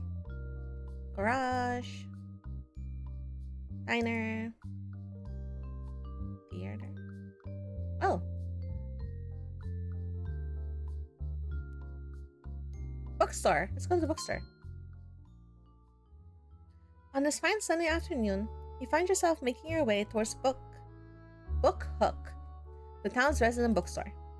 Andrew had mentioned that there would be an event going on after all, and it's not often that you happen across bookstores celebrating official release anniversaries. Your curiosity compels you to check it out. Trial of Tempest is pretty popular, I think. I wonder how big this event will be. It's still a sunny afternoon, sure, and it's probably a pretty small bookstore, but you're still hopeful that there will be a decent turnout, if only for the sake of Andrew's unconventional but creative advertising methods. Your expectations are immediately proven too low, however, upon your arrival at your destination. A sizable signboard propped on top of aisle stands pride of place outside the bookstore. The words Trial of Tempest 25th Anniversary displayed across it in bold lettering. Artistic swirls and flares adorn the sign in playful splashes. You think you even spot a smiley face. No, okay. People bustle in and out of the store in excited streams, some carrying armfuls of what look to be collector's editions of the celebrated series, while others happily clutch small stickers and buttons. Okay. The bookstore has merchandise as well. There are bright smiles, animated chatter, and cheerful laughter. It's obvious even from outside that the event is a hit. Alright, into the fray we go. You square your shoulders and head into the crowd. You barely manage to squeeze inside with all the tumult, but in the end you make it through in one piece. You're instantly greeted by a hubbub of sound and activity. Bookshelves all have been adorned with colorful paper cut decorations, ranging from streamers to doll to origamis. Small pop-up booths have been squeezed into every available open space. A gaggle of kids cluster together in a reading circle with their parents. The current storyteller is in the middle of voicing an angry, huffy warrior, and judging by the children's shriek of laughter, they're doing an excellent job. However, it's not long before you realize that you're blocking the doorway. You tear your gaze away from the sight and hastily move aside. It's then that you see a red blur rushing past you. Andrew, you quickly realize. He's carrying a load of cardboard boxes, each precariously stacked on top of the other. Sorry for the wait. He hurries towards one of what looks to be his part-time workers, judging by the cardboard name tag hung around their neck, and lowers himself to hand off one of the topmost boxes. The stack wobbles dangerously as he bends his knee, and the part-timer quickly swipes one from the top of the pile. I don't know why I'm having such a hard time with this font. He moves to rush off, but then a box wobbles and teeters, and you catch a look of almost comical horror in his wide eyes before you dart in to save the day, catching it in between you, Andrew, and a scurrying pair of kids that barrel beneath your outstretched arms. Mira! The greeting is loud and enthusiastic, with not a small amount of surprise and relief. Andrew blinks as if he too is taken aback by the fervor of his greeting, then gives you a mildly self-conscious grin. Hey. Hey, you came! Thanks for the save. That could have been a disaster. Welcome to Trials of Tempest 25th Anniversary Celebration. What do you think so far? Oh wait, I'll be right with you as soon as I can drop these off. Want some help getting there? We can't risk another mishap. You shift your grip on the box in your arms as Andrew hesitates. After a moment, he nods to himself, seeming to have come to a decision, and speaks. Well. That would be a lot of help, thank you. If you're sure it's not a bother, I'd appreciate it. He smiles at you, and you eye the remaining stack in his arms. Offer to help split the load. Offer to help split the load. If you're alright with it, we could split the rest. We'd have an easier time getting through it if we share. Oh no, it's fine. You've already got one. That already helps a ton. Are you sure? This time he's much more insistent. Yep. He attempts to give the side of the bottommost box a hefty pat, only to scramble to correct his grip when the stack wobbles threateningly. Like I said, it's all good. I could use someone to help me navigate traffic though. Wouldn't want to accidentally steamroll someone. As you navigate among the throngs of people, you both chat as you deliver the boxes to their respective part-timers. It's only been a few hours since we opened, 10 a.m., but we're already running out of free merchandise. I'm starting to think that I might have majorly underestimated how many people were going to come out. Why is that? You got the feeling that Andrew would have shrugged if it weren't for his current encumberment status. Bookhook has always been run as an independent. I expected locals to drop by, but I didn't think people from other towns and cities would actually come over. I kind of thought it might have been a long shot with how old the series is. It's possible that someone posted it online and it made its rounds though. That would explain the crowd. He steers past a rack of postcards that, at a passing glance, seem to depict various locations around Brine Bay. A group of people are crowded around it. He catches your glance and smiles. Brine Bay was a reference for the protagonist's hometown. It's sort of an open secret among diehard fans. Huh, that explains that. You hand off a box to another harried-looking part-timer, who nods in acknowledgement before rushing off. What used to be a daunting pile is now steadily dwindling. I'm glad I hired some part-timers to help with the event. At least they've been a huge help with making sure that nothing falls apart. Some of them could definitely use a break though. I didn't mean to have them on their feet the entire time, but that's kind of how things turned out. He falls silent, looking pensive, then appears to shake himself out of his reverie. But you need not to worry about that. By some miracle, we're now box free. You do a little fist bump in celebration. Andrew grins. And I've got time now to show you around if you're interested. But if you're just here to stop by, I'm still very grateful for the support. How about you show me what you're proudest of? I mainly came to see you. Are you sure you have the time? Are you sure you have the time? Oh, don't worry about it. I know how it looks, but I definitely have time to show you around, and it's the least I can do after all your help. In the end, you walk through all the displays by Andrew. There's exhibits displaying bestsellers and novels handpicked by Andrew, as well as craft tables with bountiful supplies of crayons and markers. The reprinted editions of Trial of Tempest are front and center, their glossy covers gleaming slightly under the light. Several booths are handing out novelty bookmarks, stickers, and bookplates. You're pretty sure you've gotten your hands on all the possible freebies, thanks to Andrew. Curating all this took a lot more time than I thought. I tried to make everything interesting for everyone, including the people who don't have time to stick around versus the ones that specifically came for the event, but I'm a little worried I'm bit off more than I could chew. What makes you say that? Well, I didn't think there would be this many people coming. Things are going well now, but it feels like one fire after the next. I'm glad that people still care about the store though. Oh? I didn't always run the place. It belonged to someone else before. It hasn't really been what it used to be, but I'm glad to see it's as busy as it is. A hub of activity surrounds you as people mill around, engaging with the store's various activities, and you find yourself soaking in the energy of the event. People take pictures, write notes on offer stationaries, and peruse through the different displays. You look at Andrew, and you can't help notice the look of pride on his face. He takes in the hectic yet so far happy interior, almost like he can't believe he actually pulled it off. Despite the worries he had voiced earlier, he looks quite at ease, both in your company and in the eye of the event. Andrew, we need you here. Be there in a moment. He turns back to you, then glances at the bargain bin standing dutifully near the front of the why store. don't you take something from the bin? A gift. As thanks for everything today. I carried one box. Oh, thanks. Who am I to say no to free stuff? Upon rummaging through the bin's contents, you come to a decision. Ooh, a book. You recognize the book, and it seems that Andrew does too. His eyes light up with interest as he slips it into a bag, tucking in a cute little bookmark along with it and handing it to you. I've read this before. You should come by again sometime. Tell me what you think of it. Sure, sounds fun.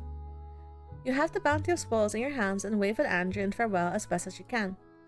Andrew's eyes curve into a smile. If you like the experience, be sure to leave a 5-star review for Bookhook online. You roll your eyes and laugh. So that's your game. Woo your customers with personalized stores and freebies to get those 5-star reviews. What a Hey, profiteer. now. That's That's just- just called good service.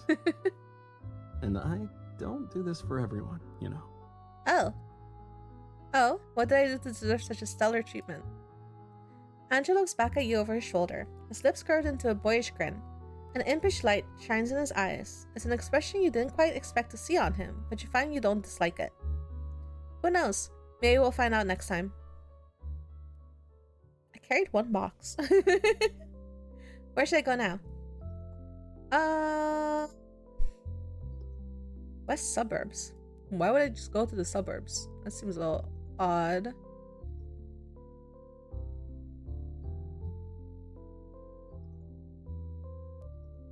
Ooh. Beach. Arcade. Oh, let's go to the beach. It's a crab! It's so cute.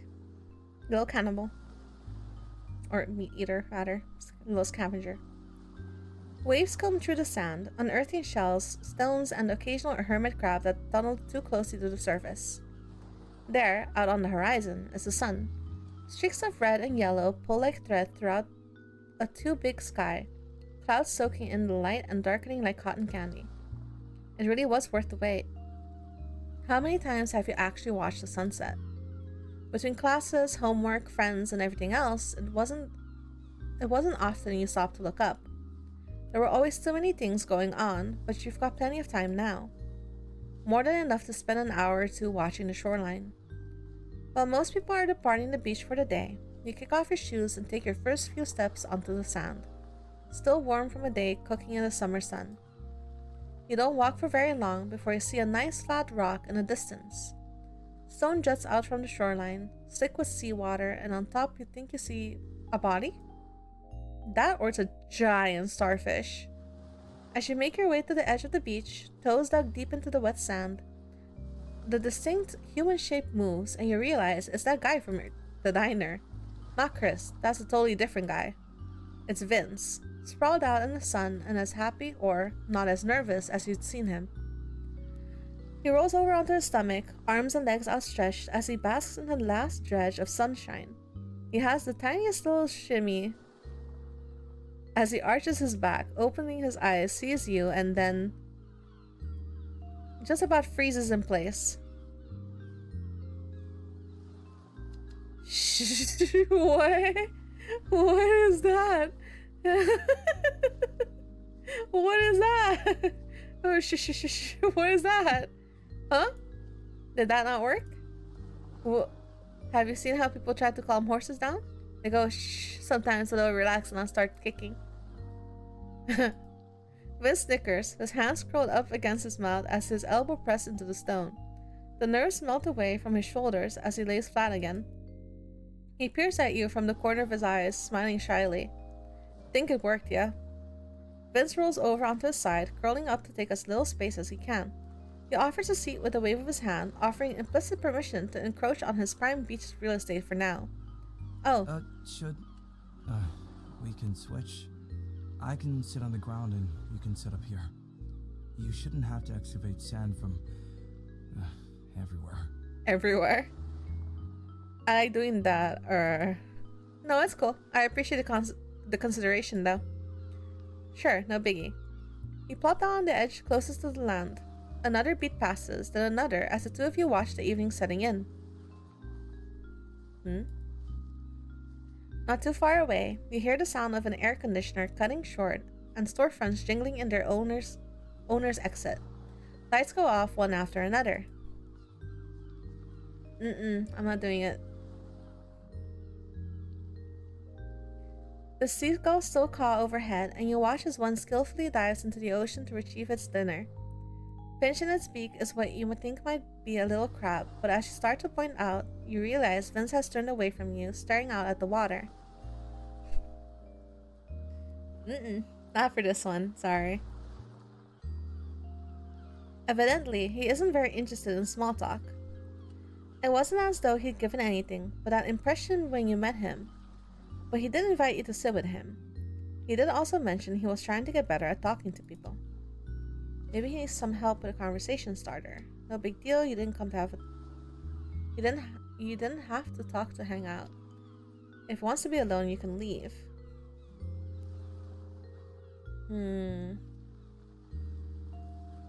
Maybe he's a conversation starter? You have plenty of those, don't you? Maybe even a fun icebreaker to shake things up. Do you... Oh, No, Your mouth all but seals shut when he does, the two of you staring back at one another before you cede him to the floor, rock. He sits up, turning to face you.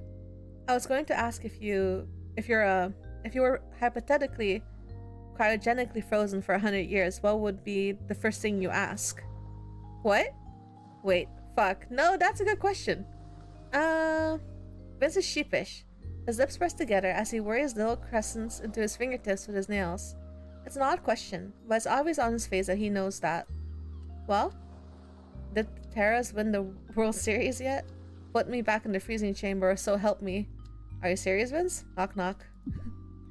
Vince outright snorts, his hands covering his mouth as he tries to stifle a second one from coming out of him unbidden. Really? I wake up from my ice nap when I'm good and ready. Can I ask you another question? Shoot. You watch as he fiddles with the sleeves of his hoodie. You hadn't thought about it just now, but isn't it summer? It's chillier near the beach, sure, but is it really cold enough to need a jacket? Actually, he's had this jacket the last time you saw him too. Dizzy? If you were a rock, what kind of rock would you want to be? Ooh, one of those cool geodes, maybe. Sand. Does rock salt count?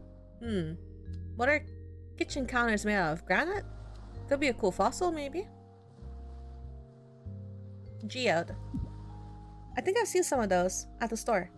Yeah, the store, where you can notoriously exchange money for goods and services. The corners of his lips twitch upward. Vince speaking at you from the corner of his eye, caramel brown eyes softening just a touch. Okay then.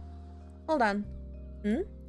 He rocks back in his seat, head tipping down as he tries to refigure out how to position his legs. His ankles all but hover over the edge now, the cuffs of his jeans caught on the stone. It puts him a little closer, and it feels like your makeshift bench is suddenly too small. Can I ask a question? Oh yeah, sure. Sorry, I didn't realize it was going on and on. What's your favorite color? If you had to decide, are you a lemon or a lime? Is Vince short for anything? What were you doing earlier on this rock? Between cooking and cleaning, which do you prefer? Lemon or lime? Weird question. That's weirder than what you asked me. His lips press into a thin line. Vince sucks in the air between his teeth and... Are you tasting lemons and limes in your head? His face was literally folded in on itself. Maybe. Lime. Limes are smaller, and the rinds are more bitter than lemons. You're calling yourself bitter? He shrugs non-comically, turning his gaze back towards the horizon. Used to be. Not as much anymore.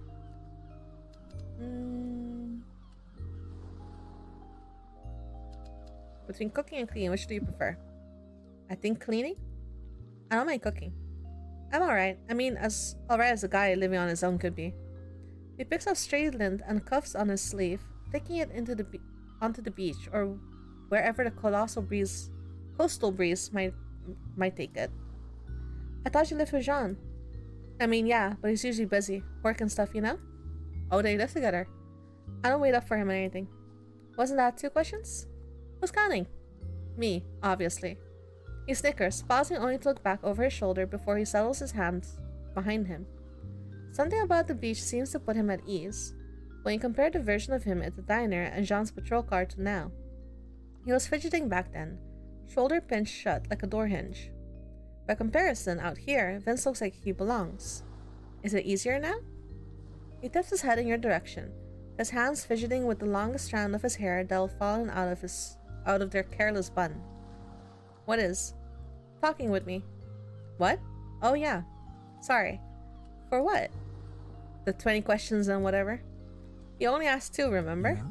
Well, who's counting? I am. His voice turns teasing, clearly pleased to lob your own words right back at you. It's no big deal. I was just wondering why you were asking them. Most people start with a "Hi, how are you?" and not a "What is your darkest secret?" I did not ask that.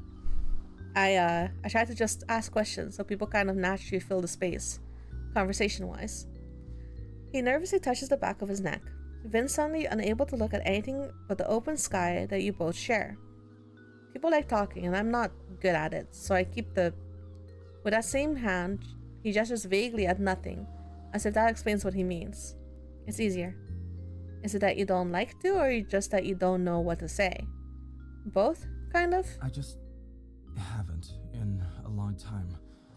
So, you know, it's like a muscle and whatever. Okay. Don't use it, then you suck at it. Like, you get it, right? Yeah. It can be pretty hard. Yeah, it is. It isn't like I don't want to be around people. I just don't have to, you know? But people take it as me being, like, rude. You and me both. This was cool, though. Getting to know you, and it's nice having someone to talk to that isn't my housemate. Or the delivery guys. He runs his index finger across the top of his knee, the dark denim of his jeans tugging slightly. It's nice getting to know you, too. Maybe we should really play 20 questions next time. Maybe. I was blacking out trying to think of, like, even 2 questions. Kind of glad you asked them instead, so I didn't have to. Hey, they don't all have to be groundbreaking. They're cooler if they are, though. More interesting answers than what is your favorite toast? Do you have one? No, I think. That I think inspires confidence. Yeah, I'll try to think of an answer for next time. So he says, but he's at least a little entertained. He's not very good at hiding his emotions. I need to head out and make dinner, but maybe next time you can just come over. To your house? Oh, fuck no. Wait, I didn't mean it like that. I'm just giving you crap, man. Oh. Then, you know, next time you see me, you can say hi. Or I guess I can too, if you're cool with that. I'm cool with that. Alright, I'll, make like a wave and whoosh. You watch as he goes with a wiggle of his arm, slowly sliding off the rock before retreating from the beach, his shoes dangling on his fingertip as he kicks up sand with clumsy abandon. It doesn't take long before he decides to follow suit, heading off the beach and towards the town square in search of your last meal of the day. Turns out the sunset isn't the only thing around that's well worth the wait. Hey, what do I eat? I don't get to pick. Yum. The door closes behind you with a soft click.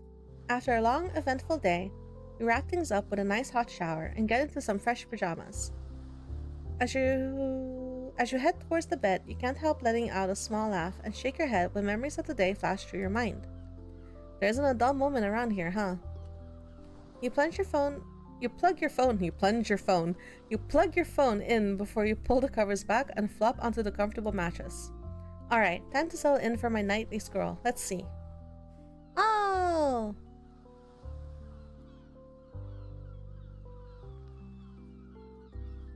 I did something. Ignore? I just ignored it. The words and color begin to blur on the screen, and your eyelids start to droop like they're held down by heavy weights. I think I can finally sleep. With a sleepy press of a button, your phone screen turns black, and you limply plop it beside your pillow. Your eyes shut as the soothing sounds of the beach from the slightly open window lull you to sleep. Off to the dream world you go, preparing you for another eventful day tomorrow. I don't know what that was. But it happened. Monday. Who should I talk to today? Let's see. Town Square. Oh, what's that? Bookstore. There was one. West suburbs. Why would I just go to the suburbs randomly? I want to go to the town square. I've not been there, I think. Oh, it's the market. It's so quiet in Brine Bay in the morning that you think you could hear a pin drop anywhere. For a town this small, you would have thought there would be chorus of good mornings and hey to people as they passed one another by. But maybe that kind of thing only happens in movies. It'd be more interesting if there was some beach rock anthem as a backdrop. As you approach the center of town, the pulse of its sleeping denizens pick up and you hear the sweet crooning of a street performer, strumming and singing along to some song you swear you heard on the top 40s the other day. Beside him is his harmonic complement, buzzing away on a harmonica for a jazzy interlude. You toss some change into an open guitar case. Maybe you'd hang out and listen for a while. You're good, but not enough for you to stay all morning. Oh. A worthy performance, deserving of a worthy. You dig out whatever loose dollars and coins are in your pockets, $3.22. You toss it into the case as an offering. The stars at the morning hour offer small smiles as your reward. You step aside to make room for passerbys on a boardwalk, some of who likewise toss a coin or two to their dutiful buskers. I won't stay all morning. It's the kind of distraction that works for about 1 or 2 songs. But after, you'd rather make the most of your very empty schedule and find something more interesting to do. You start scrolling through your phone, swiping your thumb against new searches and lists left over from before you fell asleep last night. As you start to search for somewhere to stand out of the way, you find the slowly swaying figure of a man that acts more like a metronome than a person. Vince's attention fixes on the musicians at play, fingertips tapping idly at the tops of his knees, offbeat for a second until he finds the rhythm. He's murmuring something to himself, tap tap tapping against his dark jeans. As he tips his head up, about to let loose a note, he catches your gaze instead. That sunny expression of his gives way to its usual cloudiness. His lips seal, and Vince is suddenly at all sharp angles, fingers tenting where they rest, as though he's forgotten how to relax the joints in his hands. His voice is a little higher than it usually is, and he interrupts himself with a cough into his hand. Vince slumps forward again, headphones swinging as he does. Hey, how long were you? He loops his fingers through the air, as if gesturing to the entire plaza. I didn't see anything if you didn't want me to. Oh, great, so you saw the whole thing. The whole thing, even the part where you started doing the jitterbug. Already forgotten, I don't have eyes. The whole thing. What? Oh. He snickers, the back of his hand pressed against his mouth as he peeks at you from the corner of his eye. His shoulders lean forward, arms dropping back onto his lap. Yeah? How was it? Your footwork could use some help. Mind if I? He gestured towards the seat beside him. He shakes his head, making room for you and your things. He draws into himself, and the two of you share in the unquiet of the town square. Behind you, the water at the fountain babbles a beat off from the performers, who have since changed keys from pop songs to an unfamiliar ballad.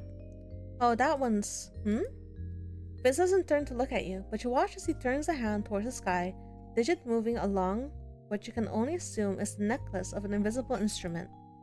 That song, it's they've played it before, but it sounded different the last time. How can you tell? He shrugs non-committally. As if that is a fine substitute for an answer. But you listen with him while he searches for the words, and you try to pick out what's unique about the melody. I heard them all the time when I come through. I think they're trying for original songs now instead of covers, but people don't really stop to listen to them as often.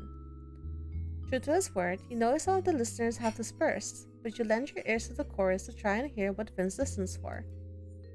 It's a light, breezy song, but you don't think it's eclectic enough to never make it to the radio. What's it sound like to you? What does it sound like to you? I asked you first.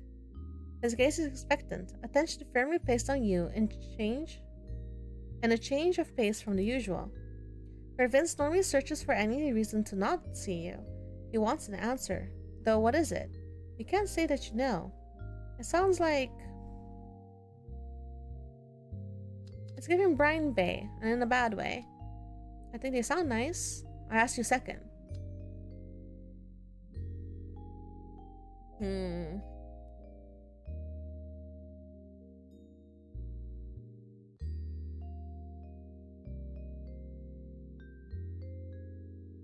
I don't know. Maybe this one?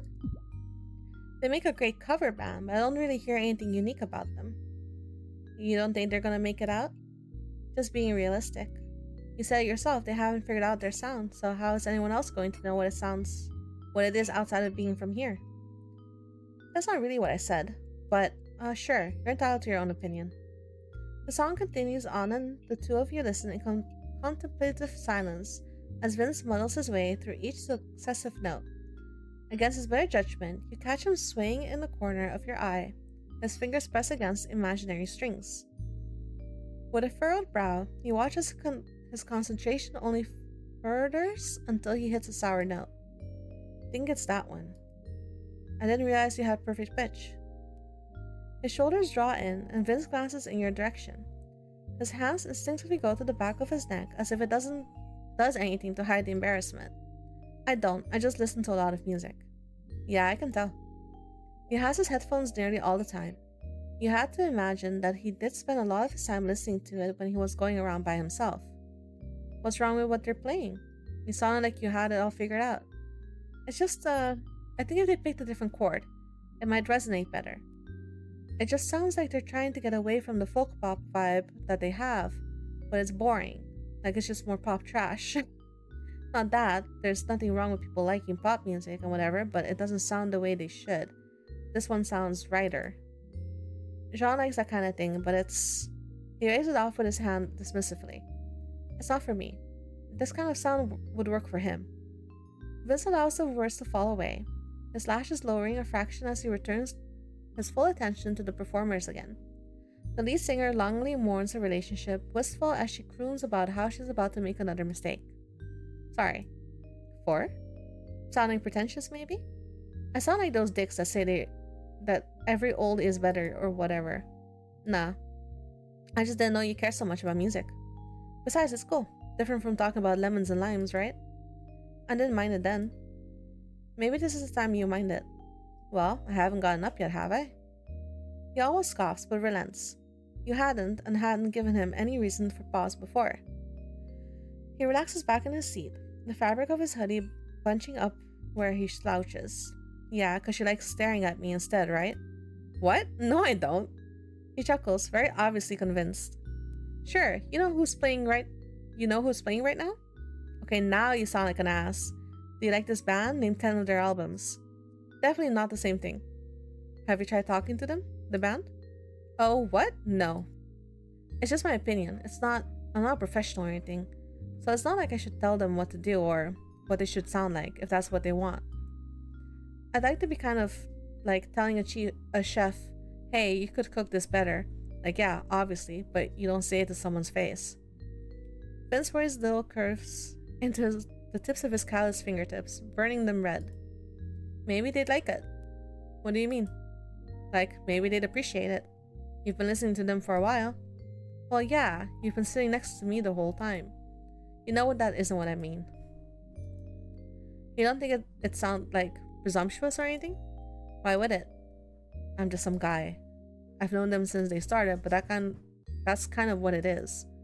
I don't know. I usually listen to more alt rock. You hear the boss, the hitch of his breath as he considers his words. But you don't get to be picky about talent.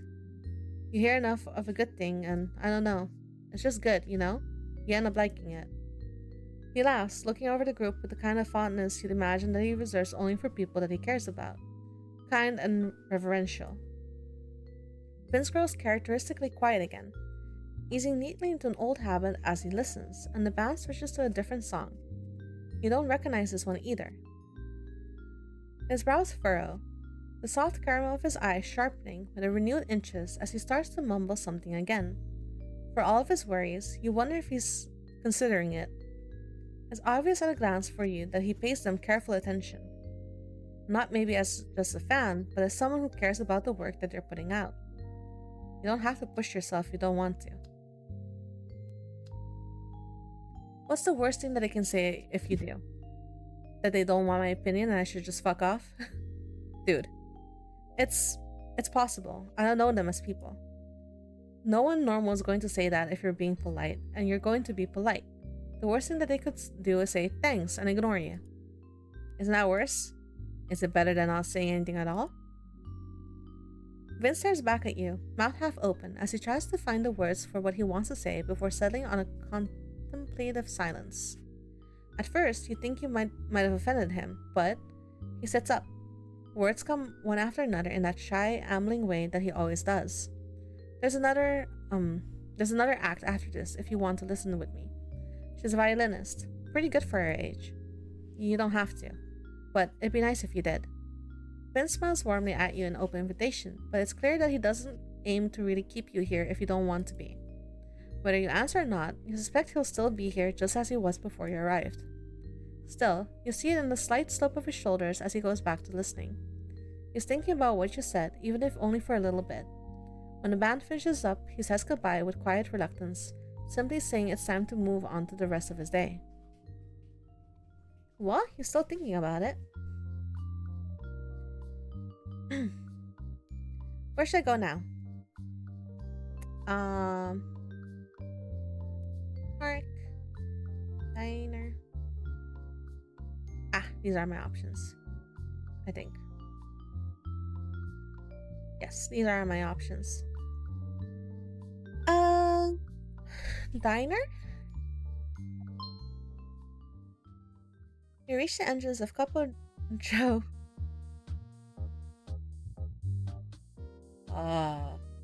You reach the entrance of Couple Joe Mama's. Your empty stomach in desperate need for a hot meal. That's what you get for skipping breakfast today. Can't believe they have me saying this. Anyway, a weak shove to the door brings you inside, where you're instantly assaulted with a cacophony of chatter, clinking plates, and sizzling pans. The place is packed with patrons, some larger groups squeezed into booths, while singles are pressed shoulder to shoulder at the counter. Holy shit. You spot Chris zipping back and forth across the diner floor like a blurry bolt of strawberry blonde lightning. He expertly balances a tower of plates in one hand while serving drinks with the other. Another server speeds past him with a tray full of freshly griddled pancakes and various brunch fare. She quickly serves them before dashing to another table. Order up for table 5. The cook's cheery voice rings loudly amongst the noise by the service window. Her hair clings to her forehead, but she still beams at Chris when he approaches, empty tray in hand. It's an all-out war zone, leaving the staff clearly outnumbered. You glance over and blink at the daunting pile of to-go orders by the entrance. I've seen lunch rushes before, but this is rough. I wonder how they handle it every day. Ugh. A long drawn-out sigh comes from beside you, and you look over to find a man standing a few feet away, tapping his foot impatiently. The frown on his face deepens as he shakes his head, muttering something to himself under his breath. I shouldn't have gotten out of bed today. He leans against the wall, idly playing with the "Please wait to be seated" sign with one hand, rocking it back and forth. Chris quickly approaches you both, slightly out of breath, but still maintaining that bright, warm smile. He tilts his head towards you before offering the man an apologetic look. Thank you for waiting. I'm sorry, sir, but our last table's taken. It'll be a bit of a wait for one, if that's okay? The man grumbles, glancing between the crowded diner and the phone in his hand. Maybe I should take my chances at the beach instead, but I don't want to stand out in the sun if there's a line too. Ugh. Chris, I've got that side of hash browns for table 2. Oh, hello? Her face drops a bit as she approaches Chris with a plate in hand. At first you're worried you might have offended her somehow, but you follow her line of sight towards the man. He seems to be wary of him. Shuffling slightly closer to Chris, despite the shift in her attitude, she manages to muster an awkward smile. Yeah, I saw that too the first time. That's weird. Is there something up with this guy? I'm sorry if you've been waiting long, sir. If you're in a hurry and still would like some of our delicious food, we also do to go. The man sighs, his frown smoothing out a bit and dropping his shoulders in defeat. Maybe. It's just my luck that I finally get a break and it has to be during lunch rush. A case of bad luck, huh? Well, I got just the thing. She hands a plate of hash browns to Chris and reaches for her apron pocket, pulling out a salt shaker. You stare curiously as she shakes a bit of salt into her palm before tossing it over her left shoulder. And just like that, all bad omens are gone. Come on, don't be shy. And it's super important that you throw it over your left. I know about that as a thing, but I don't know why she's doing it. He blinks slowly as if he's trying to process what just happened. A few awkward beats later, he extends an open hand and she grins, making a good pinch of salt into it. She nods encouragingly and he takes his hand back before doing a quick jerky toss over his shoulder. He gives her a wobbly, stiff smile, almost like he's unused to making the expression. Nice. So how about I get you a menu? We've got everything you could possibly think of. Sort of. Sure, thanks. Chris clears his throat, gathering your attention back to him. He inclines his head towards the seating area with a menu tucked under an arm. You follow him, trying to subtly take glances over his shoulder at the stranger. Now that you think about it, he looks kind of familiar. Where have you seen him before? Is he a problem customer of yours? Chris briefly turns his head to look at the man before shaking his head. Not exactly. Zhang's situation is a little complicated. Chris slides the menu on the table in front of you as soon as you're seated. Anyway, sorry about the wait. Take your time looking at the menu and holler for me when you're good.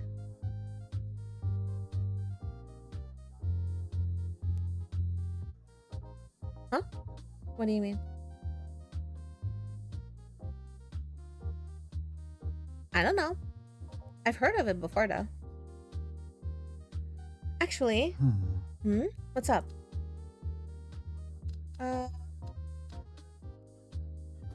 See, if this was a friend's place, I would offer to help. Oh, it's like a chibi thing. You can edit it at the start. What's up with Xiang? I'm kind of curious about the dude because he kind of is. I've seen him before.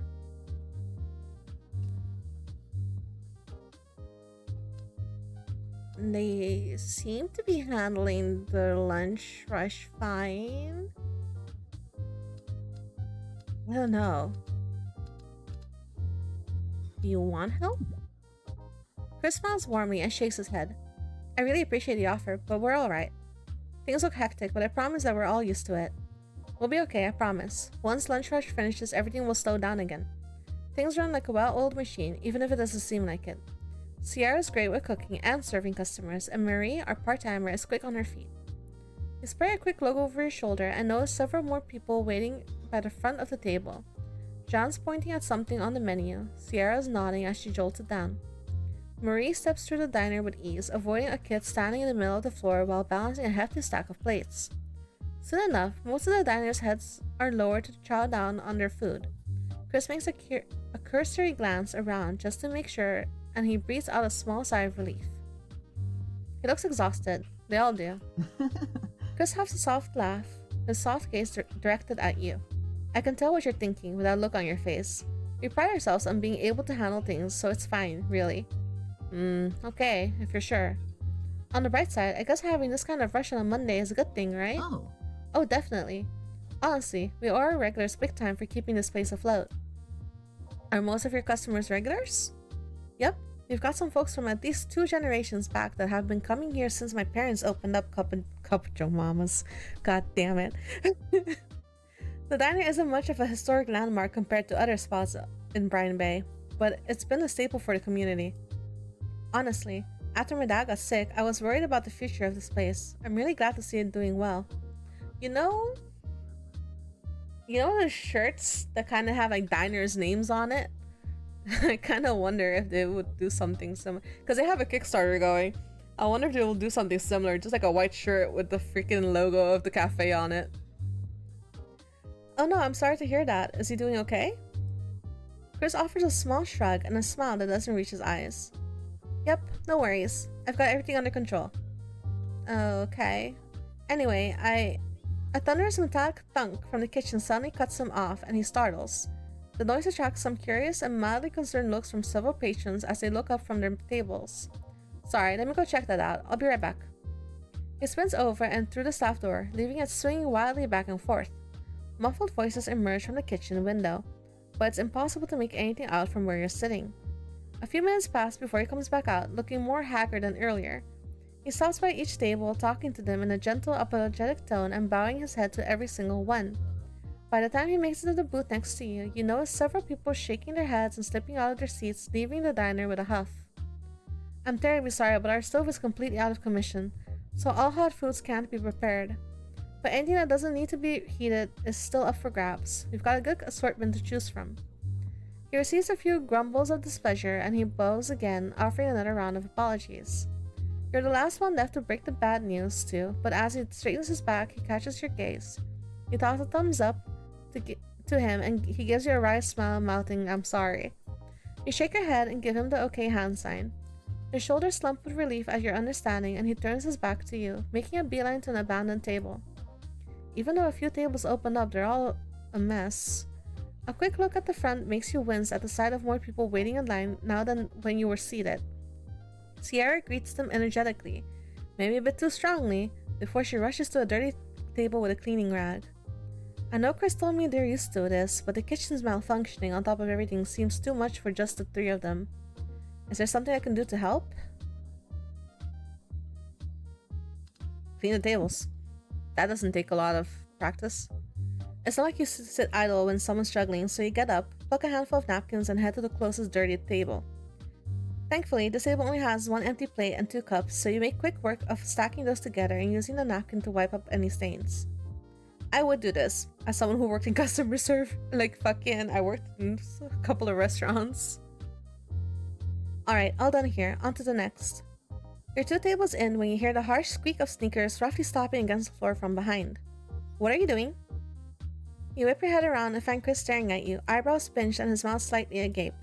Oh, I figured I tried to help since you guys look like you're really struggling. I know you mean well, but I'm honestly a bit frustrated since I already said we have it handled. I really don't want to trouble you, so just leave it to us, please. Sorry, I didn't mean to overstep. I really do want to help. So I'll just finish this one and get out of your hair. How does that sound?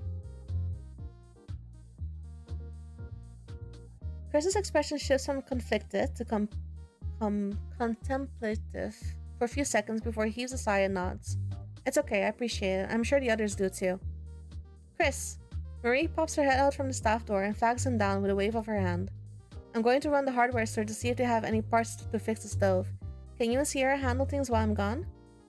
Go on ahead. Hopefully it can get patched so we can still serve dinner. Here's hoping. I'll be back in a bit. What happened? How are they going to fix the stove immediately? You watch as she flings the kitchen door open, rushing to the front with her apron rolled up in one hand. Right on cue, Sierra pops in from behind Chris and squeezes his shoulder encouragingly. Leave this one to me. We've got 2 more tickets for some salad left, so why don't we switch things up? Chris nods, turning to look at you. I'll pay you back for the help, okay? Just remind me when things aren't as busy. Oh no, you don't have to. You trail off as he takes his leave and Sierra approaches you with a warm, cheerful smile. Thanks for chipping in. I've got this table covered, so go on ahead and head back to your seat. If you want to order, give me a shout and I'll be right here. Feeling guilty for causing extra trouble, you slink back to your booth sullenly. In the end, you decide on ordering a simple salad and poke at the lettuce leaves with your fork, watching a crouton roll from your bowl and plinking sadly onto the table. After your meal, you walk up to the counter to pay, blinking in surprise when you find Sierra and Chris standing across from Jiang, who's awkwardly rubbing at the back of his neck. So I guess my order's been cancelled then? Yes, I'm really sorry. We're going to try and get the stove fixed up, but in the meantime, our kitchen can still serve cold dishes. That's not exactly what I'm in the mood for, but I'm sorry for, you know. Both Sierra and Chris immediately shake their heads and make noise of disagreement. Oh my god, don't apologize. It's totally fine. Yeah, I know you told us about your condition, but that's got nothing to do with this. I'll be honest, this kitchen is being held up by a dream and some duct tape, so it was bound to happen. Yeah, but still, I don't know. He shrugs and points his gaze towards his feet. I mean, if anything, it's not as bad as last time, right? The worst that can happen now is the produce spoiling. Ah, shit. Maybe I shouldn't have jinxed it. Is this guy cursed? Oh, don't worry about it. I'm sure it'll be fine. Just let me... He reaches over to the wooden counter and gives it a solid 3 knocks. Jean stares blankly at him and Sierra giggles as she shakes her head. Chris shrugs, his lip curling into a sheepish smile. What? It doesn't hurt to be careful. You really shouldn't laugh, so you bite the inside of your cheek and press your lips shut. Is the guy just bad luck? Where should it go now? I don't know. Oh! I meant to click it away. Oh well. The sun hangs low in the sky as the afternoon starts to give way. But the time of day has almost no bearing on you. Someone who has nowhere to be and nowhere to go. Okay, listen, I know I'm stranded, but like, be nice. Actually, that sounds kind of depressing. Okay, correction. It means nothing to you because you're someone who has all the time in the world to do whatever you feel like doing. Better. I guess. As you take another loop around the park for what feels like the upteenth time, you search for anything different in the scenery. There's the same ducks waddling around, the same parents and their kids, and that's a fine set of shrubs over there. Well, you could always head back early, and who knows, take a break somewhere on a bench. Scroll through your phone, call your family, maybe you could bother Dante. He has to still be at the inn, right? It's as you round another corner that you finally see someone new. A monochromatic reintroduction to your eyes, one blissfully unaware, Vince Matador. Vince! He startles, head jerking back and forth as he tries to figure out where your voice is coming from. It takes a little waving on your part before he realizes. His eyes widen, lips parted. Even as you make your way over, he holds still. You do your best to offer a reassuring smile. By now, you know to give Vince a wide enough berth to recover in a conversation. He panics less that way, though you aren't sure by how much. It is, taking much longer than it did the last few times, though. He's certainly thinking about what to say. Is it just you, or is Vince that bad at hiding his expressions? It's kind of cute how he's scrunching his eyebrows together and chewing on his lip, as if he'll land on something profound. What's he going to ask this time? Maybe another odd icebreaker, or maybe he'll just settle for a hi. He finally manages, nervous only marginally subsiding as it goes from deer caught in headlights to deer caught in forest? Sure. Hi? Yep. His hands ball into loose fists at his sides, arms swing slightly so they bounce against his leg like it's some kind of idle animation in a game. Didn't expect to see you here. I thought, it's not really a tourist spot. So, cool seeing you. With that, you watch as he immediately turns and starts to walk away. You don't really know what's going on here. Was it something you said? Vince doesn't get far before he stops again, his back still to you. He picks his way off the sidewalk, hovering somewhere between the grass and the playground. He sighs, which makes you feel real good about the fact he fully left for 5 seconds. Sorry. For what? It's not that serious. Okay. I didn't really expect anyone to talk to me, and you always you always end up talking to me. Sorry for interrupting your me time? My bad, I didn't realize you didn't want to be spoken to.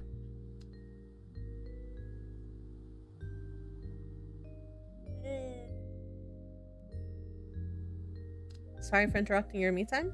No, it's cool. I'm just... See, the weird part that I literally thought about running away, which is worse. Am I really that scary?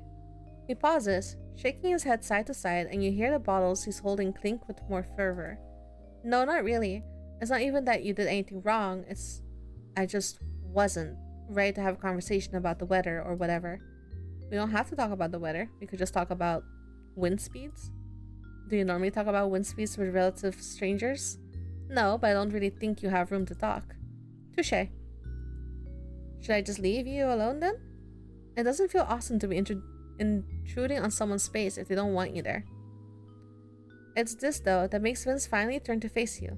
Apologetic in that way that his worries soften into something closer to defeat. No. I'm getting some mixed signals here. No, it's... Ugh. He drags his hand down his face, sighing as he allows his arms to fall back down to his side with a defeated slump of his shoulders. No, it's not my park or anything. We can hang out if you want. I'm just not really chatty right now, or whatever. I'm alright if you're alright. Yeah, I'm alright. Cool. You want to sit over there or something? Just say that you just want to sit quietly and just chill. He gestures towards the edge of the path. There's plenty of benches around, but pointing that out might actually make him go nuclear. Sure. So the two of you settle in on the pavement. Bikes whiz by behind you at a distance, and you listen to the idling chatter of "What are we doing tonight?" between people busily deciding on things. Tension slowly but surely starts to leave Vince's shoulder as you sit together. His legs stretched out, he rocks his heels back and forth against the grass. You don't even notice when you start doing it too, but he does, since he changes things up soon after. What are you doing? Being a seal. He keeps his shoes connected to one another at the heel, then quickly knocks them together before relaxing and bumping the tip of his sneakers against your shoe.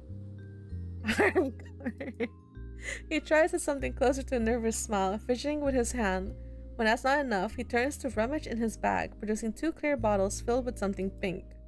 You watch as he sets them both in the space beside you, then digs around in his pocket for the telltale jingle of keys. Quick as he finds them, he pops the lid of one of the bottles, then the second. Vince offers one to you in a polite invitation. It's rose lemonade. Oh, cool. I like that. You don't have to take it if you don't want it. I want it. Sure, thanks. Vince hands off the drink, condensation still slick on the glass as he does. Cheers. With a clink, you both take a sip. It's slightly floral and bubbles on its way down, refreshingly tart. So, was that what you were out doing today, other than listening to music? Yeah, I was going on a snack run. Gonna watch a movie tonight. Oh, with John? Nah, by myself. There's a new one that just got onto streaming that I wanted to watch. Oh, what movie? You probably wouldn't like it. Hit me with it, come on. It's one of those Criteria collection kinds. Black and white. Super boring. You're really selling me on this movie, man. He snickers, slender digits curling at his mouth and the corners of his eyes wrinkling with amusement. Yeah. I mean, it's probably cool or something. It's got old gothic horror energy. The makeup effects are pretty cool, considering. Used to be on at old folks' home a lot. Jean's, I mean. At his folks' house a lot. Used to be on at his folks' house a lot. Jean's, I mean. Oh, Jean's parents were into gothic horror? You guys have known each other that long? Yeah. Though you'd have more questions about the fact his folks just played slashes all the time. No, yeah, I've got questions about that too. Secrets that we usually put a different movie inside the case when they weren't looking, before we rented it. His mom used to freak out on us, but like, in a I'll jump scare you so bad you don't do this again kind of way. Jean broke a lamp once. Vince sets down his drink on the sidewalk to instead pluck at the grass and clovers beneath. The thoughts come to mind that you might ask more, but considering earlier, maybe it's just better to not push it. Thinking about it now, you'd have plans before getting stuck in Brine Bay. Most of your friends headed back home for the summer too, so you were going to hang out.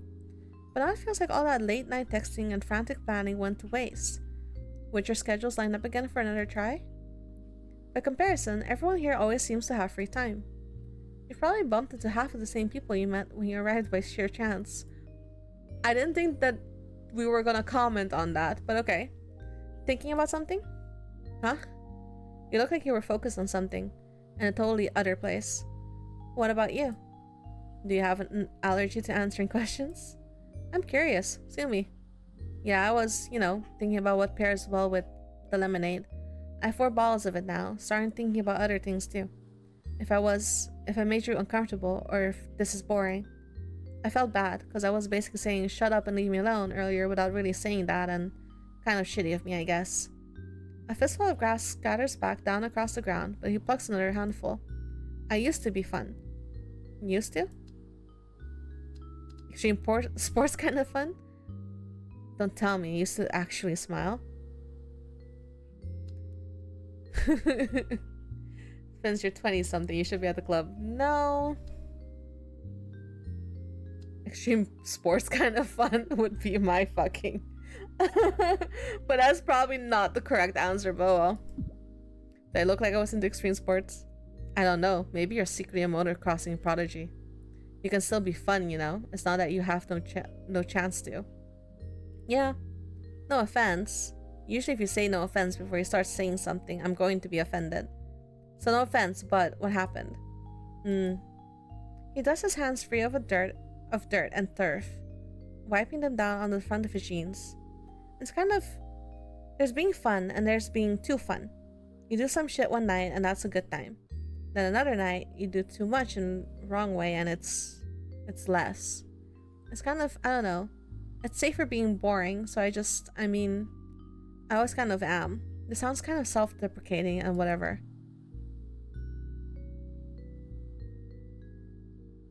I don't get why you're worried about this. I think you should just let loose. Sure, it's safer, but isn't choosing to do nothing worse? What do you mean? You're worried about going too off the rails, right? But you you course corrected and then went in the complete opposite direction and do nothing now. Isn't that, I don't know, kind of a bummer? You could aim for moderation, right? It's not that easy. But have you tried? No. Vince becomes silent again, his eyelashes lowered a fraction as he considers what you said. He had been pretty vague about it, so you can only guess at what he meant, but it sounds like he got into more trouble than it was worth when he was younger. Still, it's a little sad knowing he doesn't really think of himself as someone nice to be around. You've only had a few run-ins with him, but each one sticks in your mind. Vince was quiet, sure, but it was really only because he was trying to be thoughtful about what he said, even if it didn't always come out that way. The bag rustles again. Vince stands up, waiting until he has your attention to tip his head in the direction of the park playground. Want to go do something fun? Sure. He collects the balls, picking up the bag too, before leading the way towards the kids' swing set. Are we gonna break the swing set? Those things are pretty adorable, actually. Most of the families you saw early in the afternoon were gone now, leaving you and Vince full reign of a plastic kingdom. He sets everything aside, each item nestled in the wood chips before he settles a foot on one of the swings. The next follows swiftly after. His hands secured on the plastic-covered chain links, and his feet squarely planted on the swing. Can you push me? Sure. Because this might as well happen today. You make your way over, steadying him before you start to draw the weight of the swing back and push as moderately. Probably moderately. Oh shit, okay. Like that. Once he gets the momentum, you're able to let go and step aside, and Vince swings, his hair caught in the wind, eyes turned towards the sky. If it was a friend of mine, I would push full force. The chain creaks beneath his weight, and the metal frame rattles with each swing. You good? Yeah. Cool. Think I'm gonna jump. Wait, hold on. Jumping off a swing isn't anything new. Kids do it all the time, but Vince is also definitely not child-sized. Every time he swings past, you half expect him to hit his head on the frame. But before you can object, Vince goes flying. He makes it a decent distance away, stumbling once his feet hit the ground. His knees nearly buckle, but in the end, he lands with his arms up in a V of victory. Vince turns towards you with a soft smile, breathless in his laughter. Ta-da! Fun? Yeah. So what were you talking about earlier? Was that the last time you had fun when you were 7, or...? He shrugs, making his way back over to you and securing his hand in one of the links. You want to try? I can push this time. What the hell? Sure. He steadies the seat, offering a hand to help you climb up. His fingers are calloused where they brush against your palm. Vince smiles as your eyes remain turned to him, waiting until you're comfortable before he winds behind you to grab at the chains. I got you. You ready? Mm-hmm. Okay. 1, 2... He pulls back with surprising strength, though you can hear the pull of exertion come out of a man that's not exercised in months as he does. When he lets go, you rock forward, gaining a little speed. Okay, one more. Summer breezes pass, and you glide through the air steadily as you stand. You expect him to push you again, but... Oh fuck, I forgot I had ice cream. What? He doesn't, and by the time you realize what's about to happen, Vince is on the ground. You hop down, stumbling as you try to help him up. Oh my god, are you okay? He's just lying there, laughing as loudly as you've ever heard him. Vince's eyes are closed, snorting in between the fits of giggling as he pulls up by the arm. Yeah, I'm fine. See, this is what I meant. Too much fun is dangerous. In the end, Vince doesn't get up, and you end up lying on the ground beside him, so he isn't alone. You talk about whatever pops into his head, his anxieties abated. Literally, what could be more embarrassing than what just happened? But why did he topple over? For the time being, even when you get back to the inn later that night, you don't even know how to begin to explain what happened at the park to Dante when he asked about the wood chips in your hair.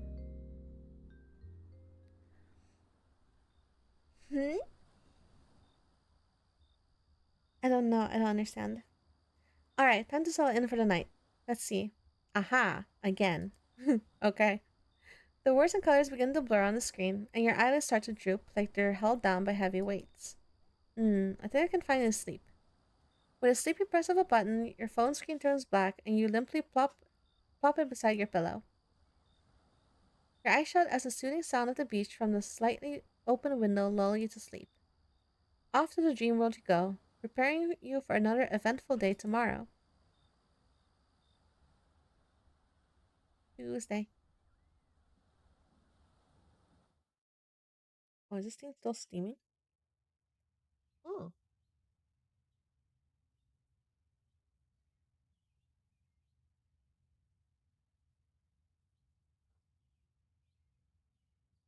Alright. Who should I talk to today? And this time I actually click on the things and not. Oh, both of them are there. Cool. Town Square. Beach. I should probably apologize, huh? Arcade. Mm.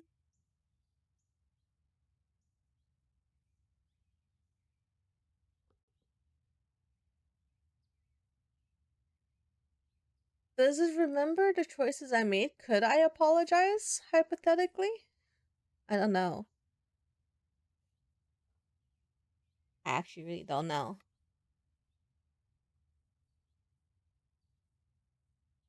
Why do I just go to the bookstore? This is the first time two of them are at a spot. The track to the bookstore isn't too far, but you can't help slowing down to admire the quiet, colorful streets. Art covers the wall on either side of you, featuring spray paint and chalk graffiti from local artists. There's posters taped in several spots advertising community events, concerts, and more. Just as you reach your destination, you come to a full stop when you see a familiar and very recognizable head of white hair. Vince is crouched? Oh, I can't read. He's crouched, not scrounched. I don't even know what that means. He's crouched down in front of the book nook's window, peering intently as he pokes at the glass with his fingers. Okay, that's not strange at all. I wonder what he's up to. You slowly inch forward, unsure of how to greet him. Maybe you can slip past him, or just try to approach him normally. Vince turns his head and instantly pins you down with his gaze. Shit, there go my choices. You walk towards him, acting as casually as one can after getting caught sneaking up on someone. Hey, Vince. Oh, hey, Mira. He goes quiet, leaving you two awkwardly staring at each other for a few seconds. He clears his throat, opting to turn back to whatever he's been staring at through the glass. Still not found small talk, huh? Well, that's okay. What could be so interesting about oh my fucking god? You follow his line of sight and gasp softly at the cutest black cat on its back, stretching far to paw at Vince's fingers. Pink toe bean spreads against the glass, trying valiantly to capture its prey. Bright round green eyes are transfixed on Vince, and you notice a fluffy tail playfully flicking back and forth. The faintest puff of laughter graces your ears, so you tear your gaze away to find Vince smiling, his expression light as air. Is this a friend of yours? It seems to really like you. Vince blinks, looking up at you like he forgot you were beside him. Oh yeah, her name's Chipoki? Do you come to visit her often? Sorta. Chipoki's nice, but pretty picky in who she interacts with. Sounds like you two have a lot in common. I'm not a cat though. That's not the similarity I was thinking of, Vince. Oh. Silence slides in between you two again. He taps his finger in different spots along the window, watching intently as she follows, paw making cute little thumps against the glass. You have a bunch of questions floating around in your head, but something about this quaint quiet is so nice that you keep them to yourself. Vince laughs again, the sound just barely audible like he's holding himself back. Memories of his loud, bright laughter as he lays on the park floor resurface. You'd do anything to hear that again. Chipoki's tail is going full speed now, twerping against her bed excitedly. Twapping. Vince stares at her fondly, his chin propped up on his other hand. You can't help but admire how soft and comfortable Vince looks right now. Sure, you could ask about the details of how he knows her, how long he's been here, and all of that, but there's something about him looking so relaxed that makes you feel like you need to savor this. If anything, you really hope he'll show you more of this side of him too eventually. Not that you're hoping you'd be the cause of his smile next time. Nope.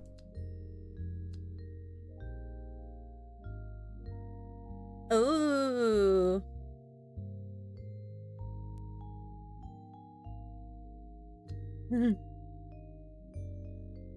I think we're firmly in place to go this route. Play with her too, but she's picky. So maybe that's not the move. Just watch them. Taking a picture feels kind of stalkerish. Not gonna lie. But it might give me a gallery picture. I don't know. Take a picture. The sweet moment has to be captured and treasured. You quickly whip your phone out, aiming the shot perfectly. Ah. Vince immediately notices, recoils out of frame. Chipoki tilts her head, confused at the sudden loss of her playmate. I don't like having my pictures taken. Oh shit, I'm sorry. No, it's okay. Just let me know when you're done. He's still leaning away from the window, and as he glances between you and Chipoki. The pose can't be comfortable to stay in, judging by the way his legs start to shake. Oh, I'll get plenty of pictures of Chipoki. Want me to text them to you? He relaxes a bit and recenters himself, his tense expression softening. Yeah, thanks. Several snaps later, you now have a dedicated gallery of Chipoki from multiple angles. Once they're all sent to Vince, he turns to play with her. Time flies, and soon enough, Chipoki tires out from chasing her prey. She yawns, curling into a cozy ball and tucking her chin in. Her eyes slip shut, and her breathing slowly evens out as she falls asleep. The two of you watch her for a while longer. Vince eventually stands up, patting his knees. We should go. She definitely needs the rest after all that playing. I don't want to, but yeah, you're right. Vince snorts and shakes his head. You really like her, huh? How can you not? True, I don't think anyone can resist her. Yeah, even the crabs would play nice with her, I think. Vince's jaw drops as you quirk a brow at him. He groans, slapping a hand over his forehead. Oh my fucking god, I almost forgot about that. I definitely didn't. It was a very memorable first impression. His cheeks tint pink and he mutters something under his breath. As both of you turn and start to leave, you look back over at the sleeping cat and the bookstore. Do you have somewhere to be right now? No. Why? Their store should be open soon, so why not go in and actually pet her? She was literally begging for it earlier. Vince's shoulder tense and he shakes his head. Nah, I'd have to prepare my heart for that first. You seemed comfortable playing with her just now. What's wrong? It's complicated. His breath hitches and he stops dead in his track. You screech to a halt and nearly run into his back. Hey, why did you... Your question trails off as you look past Vince's shoulder, finding Andrew standing equally frozen in place with wide, startled eyes. Oh, good timing. Andrew can open up the store and... Wait. Oh. Oops. The two are still like statues, not making a single sound. You glance between them, confused, to find Vince's face stricken with fear? Anxiety? It's definitely different compared to how he normally reacts to strangers. You've seen him in action enough times to read his mood shifts. I know it's a small town, so maybe they know each other? But something feels off. There's a tension in the air that you're not sure what to do with. Vince sharply inhales as if he forgot to breathe, the sound high and tight. Andrew stiffens further at the sound, his eyebrows knitting into what you think is a look of concern. And after that, nothing happens again. It's the most awkward standoff you've ever witnessed. Shit, maybe I should try to do something? Wait for one of them to speak. Greet Andrew? Morning, Andrew. You swoop into the rescue, moving in front of Vince and waving enthusiastically to the redhead. Andrew snaps out of his shock, blinking and focusing his attention on you. He forces an awkward laugh and rubs at the back of his neck. Morning. Hello. Thankfully, Vince seems to have recovered too, even as he continues to hide behind you. Are you opening up shop now? Oh yeah, I just finished handling some business-related stuff. Good timing then. We just finished playing with Chipoki. She's so cute. I don't know how you can leave her alone. Andrew huffs a soft, fond laugh. I always make sure to give her plenty of attention afterwards, don't worry. At the mention of his beloved kitty, Andrew looks over just as she opens her big green eyes. She stretches her legs out from beneath her and lets out a mighty yawn, showing off her pearly white fangs. Her gaze meets Andrew's and she blinks 3 times, slow and full of affection. He smiles brightly at her, his eyes crinkling adorably. She meows loudly in response, pressing those irresistible pink toe beans against the glass. That's my girl. Ugh, maybe I should stay. I want to give her pets so badly. Yeah, just give me a second. His smile drops a few degrees and his brows furrow a bit. He continues staring at her, pointedly avoiding looking over at you and Vince. Hey, you know for a fact that wasn't directed at you, not with the way Vince's breath hitches again, and you can feel the tension radiating off of him in waves. I'm really glad she got to see you. Andrew's voice shakes a bit, like he's struggling to hold back his emotions. It might sound a little weird, but I've told her about you, so she must have remembered. Vince's eyes widen, and he turns ever so slightly to look at Andrew. Oh. His mouth opens and closes several times as a weak sound escapes his throat. Sorry, I gotta go. You turn to try to stop him when you hear the harsh squeak of his sneakers against the sidewalk. Vince. He speeds off, his panicked footsteps quickly falling out of earshot. And just like that, he's gone. What happened? You glance between Andrew's stiff form and the empty space where Vince just was. Should you go after him or stay? Want to come inside? Andrew unlocks the door, pulling it open with a gentle swing. Chipoki's quiet meows turn loud and excited as she hops off from her bed to greet you two. It's probably for the best that you give Vince some space, so you turn away from the street and head inside the bookstore. Ah, the cat. Oh, we don't get to see the cat. As you walk in, Chipoki weaves between your legs, butting her head against them. You bend over, giving her some much appreciated head and chin scratches before straightening her back to observe Andrew. He's lost in thought as he brushes a hand against the counter, jaw clenched and shoulder coiled tight. Seems like he and Vince have history. Were they friends? Nah, that doesn't feel right. Enemies doesn't feel the bit either. Strangers make even less sense, especially with the way they both reacted to each other. Did they date? You're not exactly sure how to breach the topic. Andrew clears his throat, bringing your attention towards his hesitant face. Sorry, did you wait long? Nope. Seriously, what's up with you two? Andrew's expression darkens, his brows furrowing into a deep frown. It's a long story. I don't think you want to hear about all that. Whoa, chill out. I was just trying to ask. Sorry, but I can't get into it right now. I have to take care of customers. I'm the only one here. Yeah, so is there anything I can help you with? Ooh, he's mad. His response is clipped and borderline callous, leaving you speechless for a moment. Chipoki's ears flatten against her head as she skitters off, turning a corner into one of the shelves of aisles. I guess not. His eyes flicker with guilt before he closes them and sighs. Sorry. Could you give me some space? I just need to clear my head. The awkward tense air is practically suffocating. You wordlessly turn around and head straight for the door. So much for that. I guess they did date. Where should I go now? I don't know. Somewhere where you can do minimal damage. Oh, I have one option. Ooh. Oh, there's two of them here too. Am I gonna be part of another fight? That I don't understand anything that's happening? You walk along the beach, breathing in the freshly salted sea breeze.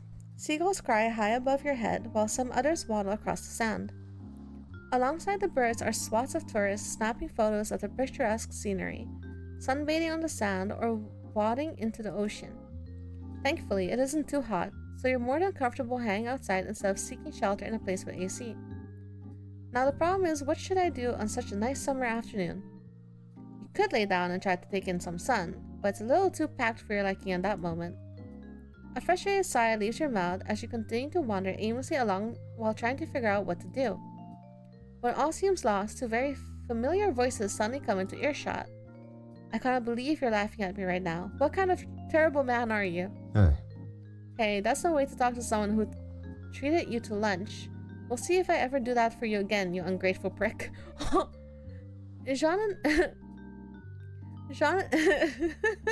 What are they about? Why am I part of arguments today? Is Tuesday just a bad day in the town? John and Wyatt are in intense conversation about, well, you're not sure, but that's up to you to find out. It's sort of shocking to hear John of all people snap like that. From what you've seen, he's a gentle giant that stops fights, not starts them. I guess technically he wasn't fighting Dante in the grass, but... You followed their voices to the pier, finding the duo standing a few feet apart and glaring heatedly at each other. Between them is a brutal crime scene splattered all over Wyatt's very expensive-looking leather shoes. There's ketchup, mustard, relish, and onions among the mess. Speaking of, the perpetrator rests in one of Wyatt's hands, completely bare except for a small blob of mustard clinging to the edge of a bun. Jean stares at the barren hot dog and then at the mess, his frustration quickly dissipated, shoulders shaking as he snickers at Wyatt, who looks equal parts faint and ready to wring the sheriff's neck. Would you stop laughing at me? These are one-of-a-kind Saint Raphael double monk strap shoes, you heathen. I have no idea what that combination of words means, buddy, but hey, at least you didn't get it on your white suit. And don't say I didn't warn you. I told you that was way too many toppings for one dog. Okay, so it turns out they aren't arguing, and here I thought I was going to get front row seats to a wrestling match between a posh businessman and the sheriff. Still, there's an interesting combo. I wonder how they know each other. I just so happen that I usually eat this with a fork and knife, so I'm out of my element. Who eats a hot dog with a fork and knife? I'm pretty damn sure you'll only ever eat these when you're with me. Wyatt scoffs and delicately tries to balance the hot dog in his hand as he searches through his pocket with the other. Oh. He turns his head to the right, spotting you instantly. His pinched scowl smooths out in a suave smile, tinged with coy relief as he waves you over. Good afternoon, Mira. Please excuse the mess. You wouldn't happen to have a napkin on you by any chance? Hey, Wyatt. Sorry, I've got nothing. Oh, please don't apologize. I'll get it sorted somehow. Just forget it, buddy. That stuff is never coming off. This isn't my first time with stubborn stains, my dear friend. I've cleaned wine off satin before. Nothing is impossible. He flicks his hair over his shoulder and waltzes over to the hot dog stand, mustard smears and all. Jean rolls his eyes before turning his attention to you. Hey Mira, we'll get out of your way once that guy cleans himself up. I don't know why I read ugly. Once that guy cleans himself up. Or at least tries to. Care to join us? I'll get you a hot dog and we can walk along the pier. I know you wouldn't get pissed at me for buying you lunch, unlike someone. You snort as he throws a scowl over his shoulder at Wyatt. That's a very tempting offer. We'll see once Wyatt gets his topping mishap cleared up. Both of you glance over to him, laughing softly at something the vendor said, giving the man a charming smile. He reaches out for the bundle of napkins the man hands him a few moments later, nodding his thanks. Are you sure you don't want a reload of the toppings? It's free of charge. Thank you, but I'd rather not waste your supplies. I fear it'll end up on the floor and myself again somehow. As you watch the exchange, you look back to Jean, who rolls his eyes again at Wyatt. He notices your curious gaze, offering a casual shrug and a smile. So, if not the tasty hot dogs, what brings you to the pier? I was just passing by. You know me, just wandering around town like usual. John raises a brow and puts a hand on his hip. You heard us and wanted to check things out, didn't you? Damn it, I should have known not to lie in front of the freaking sheriff. Well, he instantly picks up on your silence and huffs fondly. You were being pretty loud, huh? I don't think I'm setting a good example for the public while causing such a scene. Oh, you seem to be having a wonderful conversation without me. Wyatt approaches and shares a glance with Jean, who smirks in response. You came back just in time. We were talking about you, actually. The man scoffs at John and turns to you. Please disregard everything he said. His trustworthiness is limited to his work and nothing else. Hey, I was just joking. Yes, I'm sure you absolutely weren't trying to ruin my reputation in front of Mira. I know you all too well, Williams. For all the bickering these two do, they seem close? But seeing the sheriff hanging out with a rich businessman doesn't quite make sense. So maybe you found yourself in between some official business. Actually, am I interrupting something here, guys? I can leave if you want. They both startle at your suggestion and quickly shake their heads. No, it's nothing formal like that. We're just catching up since it's been a while. Yes, we saw each other fairly often in high school, but we've gone our separate ways since then. Our schedules have never quite matched up. But I happen to be on vacation and Jean is off duty today, so here we are. However, I would have preferred a different venue for lunch. Oh. He sighs dramatically before taking an elegant bite of his food. This is the first time you've seen someone make a hot dog look like it's gourmet. You make one hell of an exciting duo. How long have you two known each other? Wyatt and Jean meet each other's gaze. I'd say it's just short of 10 years, perhaps. Give or take, yeah. I stopped counting after a while. To be honest, I'm surprised you two went to the same high school. I had Wyatt pinned as a boarding school type of guy. That's what my parents wanted, but I chose otherwise. I have fond memories of this town growing up, so I opted for schooling here. Just exactly what was his childhood like in Brine Bay to make him do that? We shelved the question for later. Yeah, lucky me, or bumping into your... Huh? Yeah, lucky me for bumping into you back then. You should consider yourself as much, actually. These two really like to get on each other, huh? That's my other question, actually. How did you two get acquainted? We were both in student council. I, of course, was the president, and Jean here was vice president. It was a triumphant 2 years, and we shaped the student body for the better under my guidance. We were quite the pair, you know? He's making that second part up. The most power we ever had over anything was organizing prom. Did you fight when you first met? You two seem close. They both made disgruntled faces at your observation. We do? It's been a long time since we've hung out, but I guess some things haven't changed since high school. Well, except for your physique. Hey, I did offer you morning training sessions on the weekends to get into shape. And lose out on my much-needed beauty sleep? No thank you. Jean scoffs as Wyatt takes another bite from his hot dog. Even if they say they aren't close, I'm getting a clearer picture now of how they were before. It's pretty funny to watch them interact. Honestly, we barely hung out together in the first place outside of student council meetings. The busier things got, the less we saw each other, especially when senior year came around. But that's normal for everyone. We tend to drift apart from school friends once we grow up. Wyatt nods, dabbing a napkin against his lips. I don't find it too depressing in the grand scheme of things. A familiar face to meet up with from time to time is more than enough for me. Same here. I feel bad enough as it is when I cancel plans with friends at the last minute whenever I get a call from work. If things don't go as planned, there's more time in the future. Isn't it sad that you two don't get to hang out more? Now it's better than ever. Now it's better than never to catch up, huh? I guess that's one way to look at it. We try to. Sometimes there's more to talk about, while other times we sort of just sit in silence. Now don't make it sound like we're that dull in front of Mira. Even if it's the truth. Well, trust me, I'll finish mine before you do. Yes, brag about your eating prowess in front of Mira and make me look bad. Wyatt takes another bite and hums, lifting the dog up to eye level and inspects it. This is a real marvel, though. The taste is exactly the same as when I had it when we were teenagers. Oh. He heaves a deep sigh, placing a hand over his stomach. But this is no longer a teenage boy's body, and I'll most likely have indigestion in the next hour. You worry way too much about your digestion at your age. You're the only one I know that drinks probiotics every single day.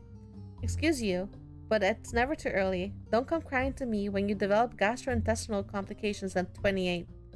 I don't eat this all the time, buddy. I started meal prepping after I became sheriff. And yet, it's the first thing you propose we have for lunch. It's a guilty pleasure, alright? I know this stuff isn't good for you and isn't the best, but it's nostalgic. The vendor sticks his head out of the stall at that, looking mildly insulted. Hey, I heard that, Sheriff Williams. Look, they're not... Well, I don't know much about nutrition, but there's some veg on the menu. And you keep coming back, so it's gotta be good, I think.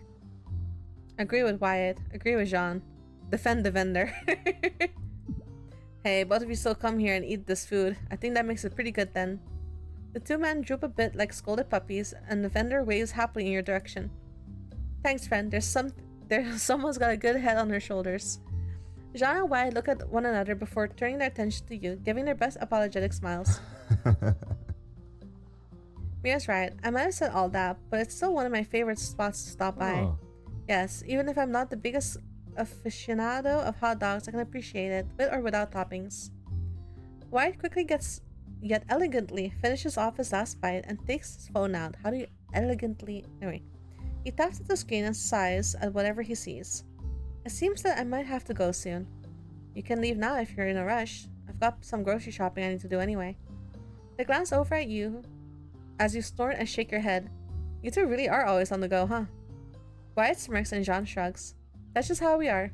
I guess that's one of the reasons why we got along in the first place. I definitely wouldn't associate myself with someone who doesn't prioritize their responsibilities, so he has my respect on that ground.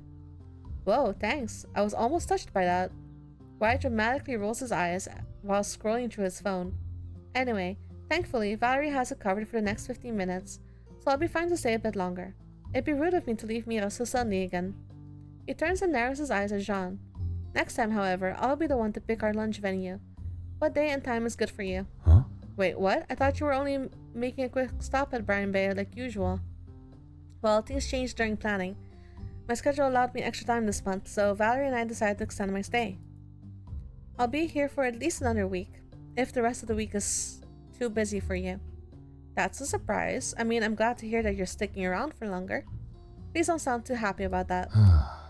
Ugh, would it kill you to stop being such a prick sometimes? Oh, but who else would dare speak to the sheriff like this?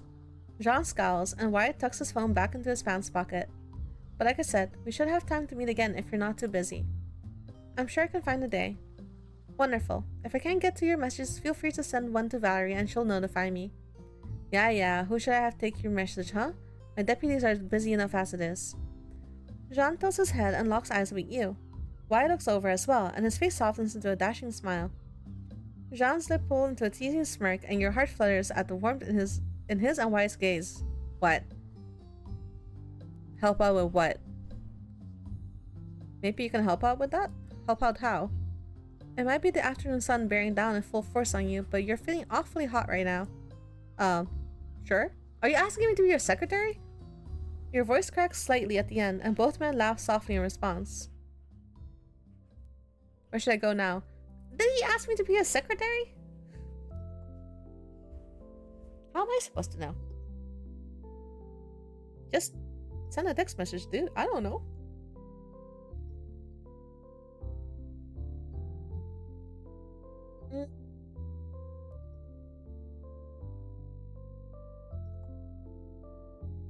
What's this? Town Square.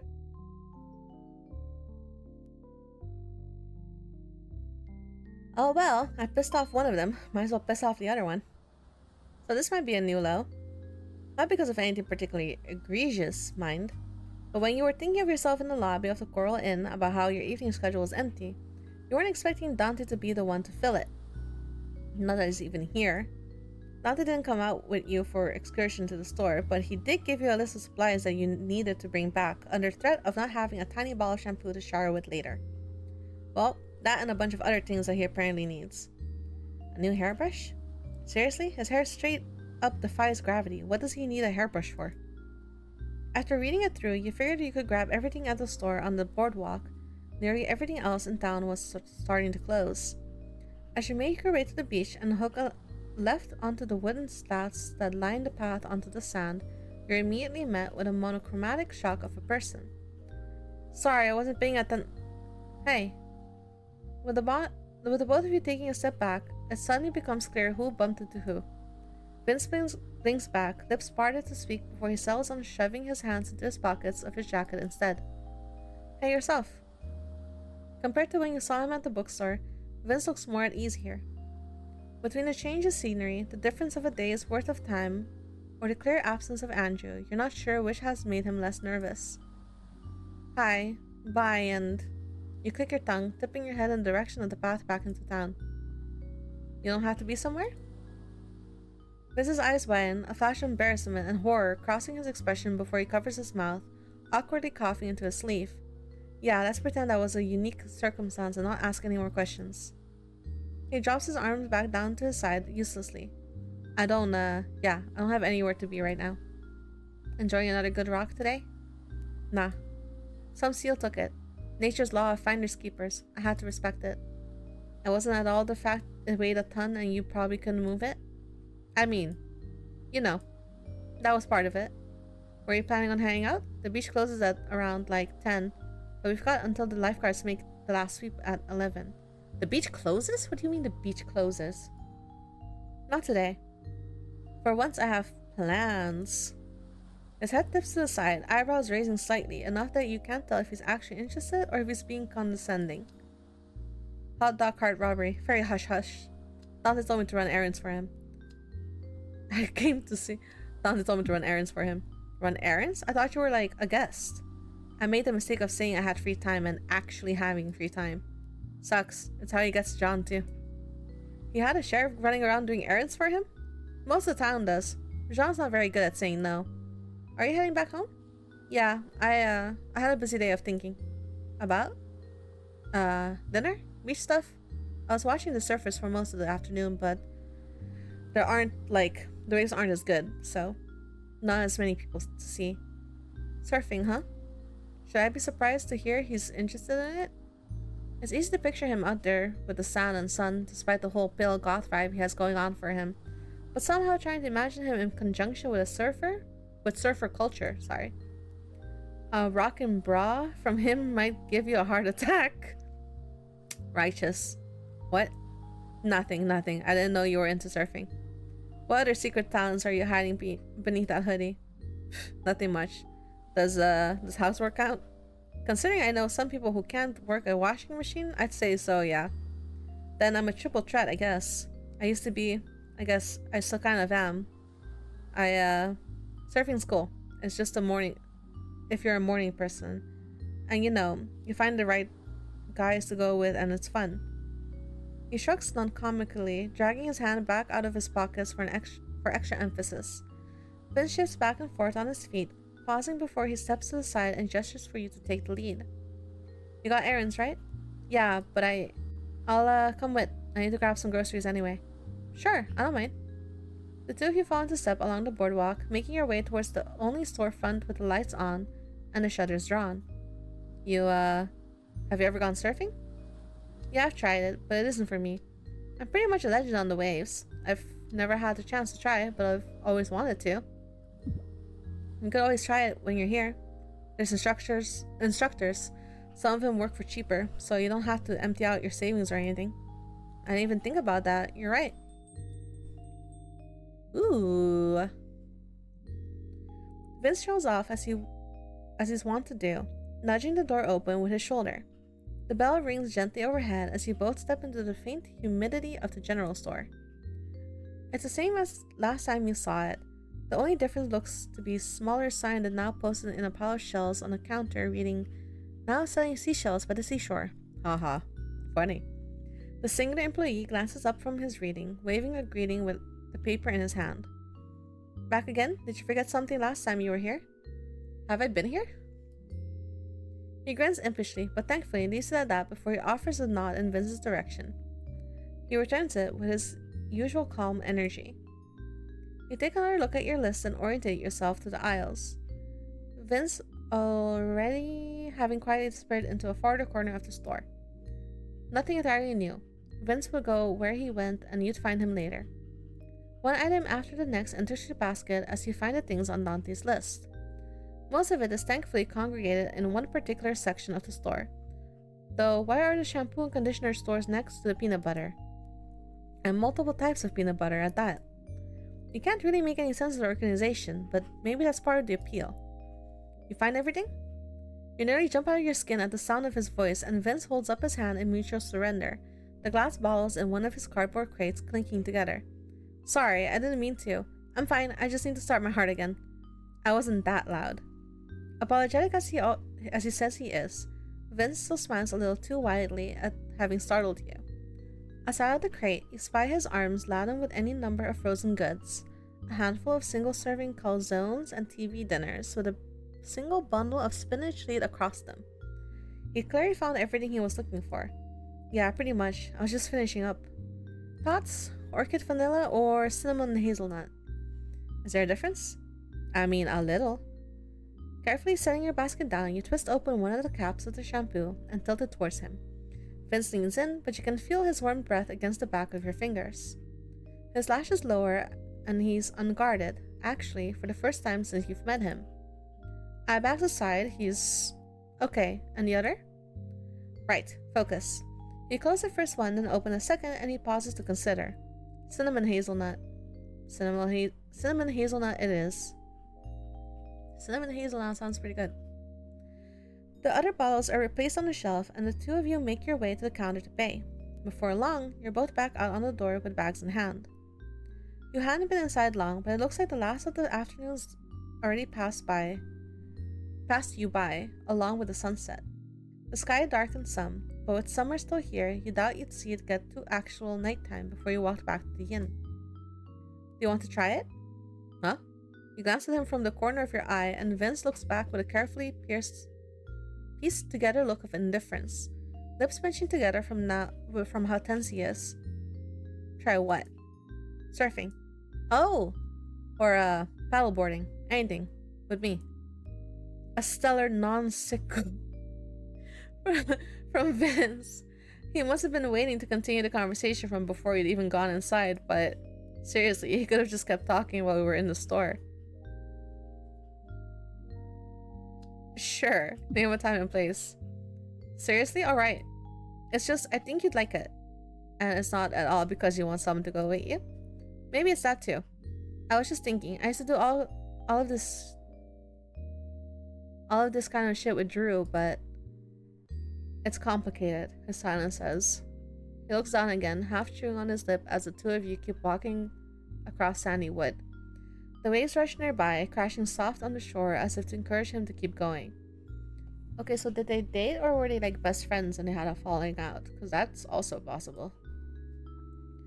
You haven't met a Drew in your short time in Brine Bay, but you did know an Andrew. Plus, you saw the two of them earlier today at the bookstore too.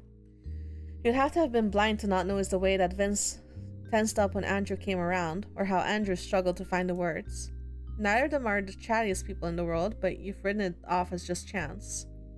Now, Vince is telling you that they were friends? Vince sighs, bags in his hands as he crosses his arms behind him. His eyes go back towards the sky in a familiar search for something else to look at, as he decides how to say what he wants. I'm calling it exposure therapy. Something like that. I haven't stepped into the water since, I don't know, I was like 17, but I used to like it. It was a whole thing that I'm not really going to get into, but I'm trying to do things I like again. Like playing music. Do you want to go? Right now? Surfing? I'm wearing jeans. No, I meant do you want to try and go into the water right now? But I've got frozens. Vince. The two of you exchange a look. The thought puts him ill at ease, and the corner of his lips twitch as if he wants to say no, but isn't quite sure. But he says he wants to just do things, right? Yeah. Okay, yeah, you know what? Fuck it. Let's go right now. His typical somber eyes brighten, and the two of you go from a slow walk to a dash across the sand, laughter bubbling up to the surface in between the clinks of bottles and the bump crush of shampoo balls against hairbrush packing. As you feel your feet starting to sink into the sand and the cold of the Pacific laps at your ankles, you realize that there isn't anyone standing beside you. You turn back, the sea breeze whipping past and the hem of your clothes fluttering. Vince stands there on the precipice of something new, the edge of the shore and the water, the delight and enthusiasm suddenly absent as every muscle in his body seems to grow tense. He draws a deep breath, then takes his first cautious steps out into the unknown. Vince doesn't remember to roll up his pants, but you hardly think it matters to a guy that says he's been afraid of the ocean since he was a teenager. Each step is slow, but he makes his way to you, confidence suspended somewhere in between the sky, the sea, and you. This is so much colder than I remembered. How are you feeling, though? Good? Bad? We're only like shin deep, but... He turns his gaze out towards the ocean, watching as the waves roll in from another shore. I haven't even gotten this far in years. I don't even know why it felt...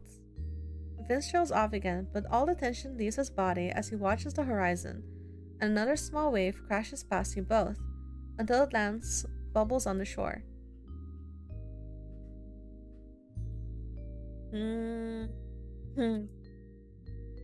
So... Probably... Is he scared? Probably don't splash him. Don't do that either. I'll just take his hand. While the current isn't strong here, you know that the way the ocean moves sand means that it'll literally pull the rug right from under Vince. You reach for his hand, fingers brushing up against his, and Vince startles, nearly jerking it right out of your grasp until he realizes.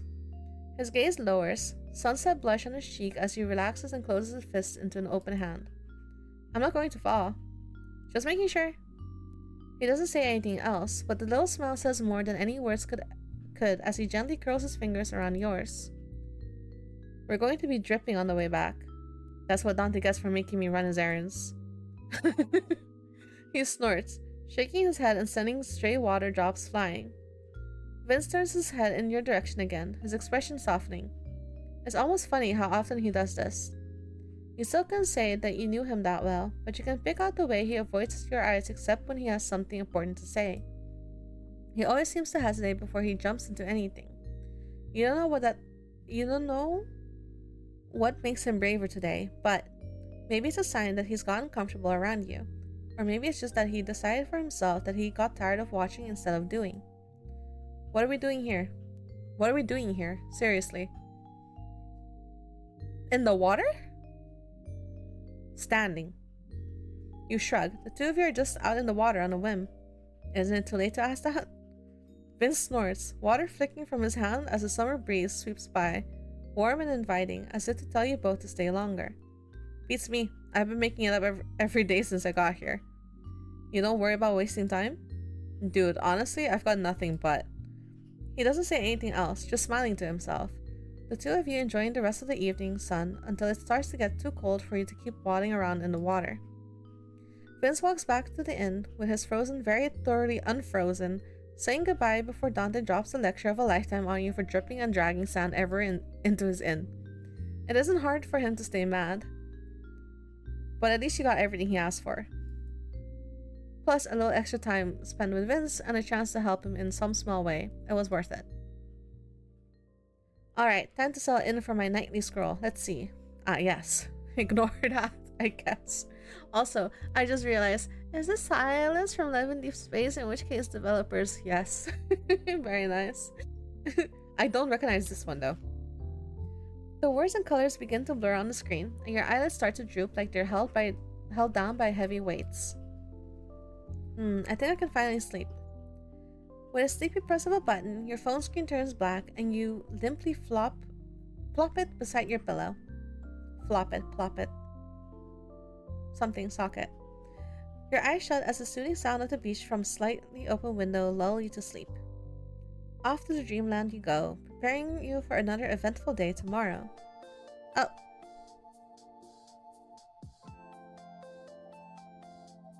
Oh, is that the end?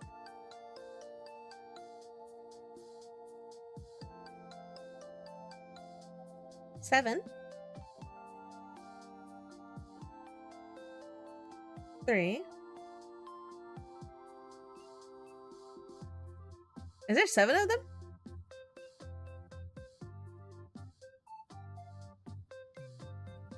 Oh, that is 7. I didn't even realize it was that many. Thank you so much for playing our demo. Ah, yes. We sincerely hope you enjoyed it, and we'd love to hear more about any feedback you have. You can join our Discord server or check out our socials to keep updated. We also have a Kickstarter to help us make a full game. Please consider supporting us by spreading the word or even donating if you're looking to grab some merch. Oh, you can click on it. I want to see if they actually did the... Let me see. Ah, I can't see.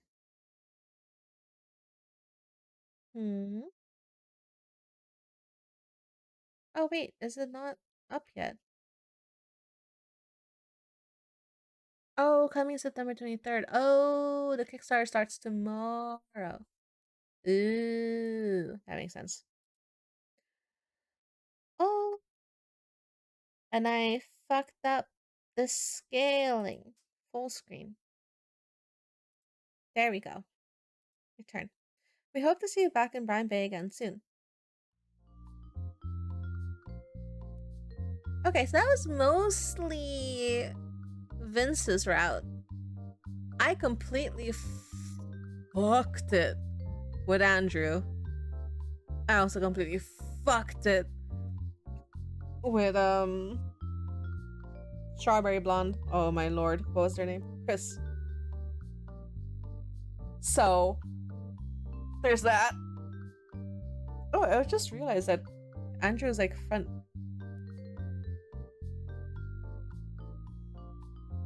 Is there a reason? Like, does it?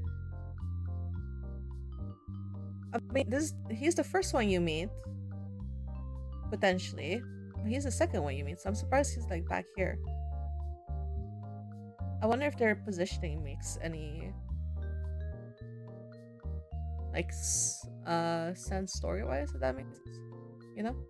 Is there like a... Is like this the favorite among the dev team, and then him, and then him, and then the rest, or what? Alright. So this is most likely kind of like Vince's route. I think I didn't fuck it up too badly. I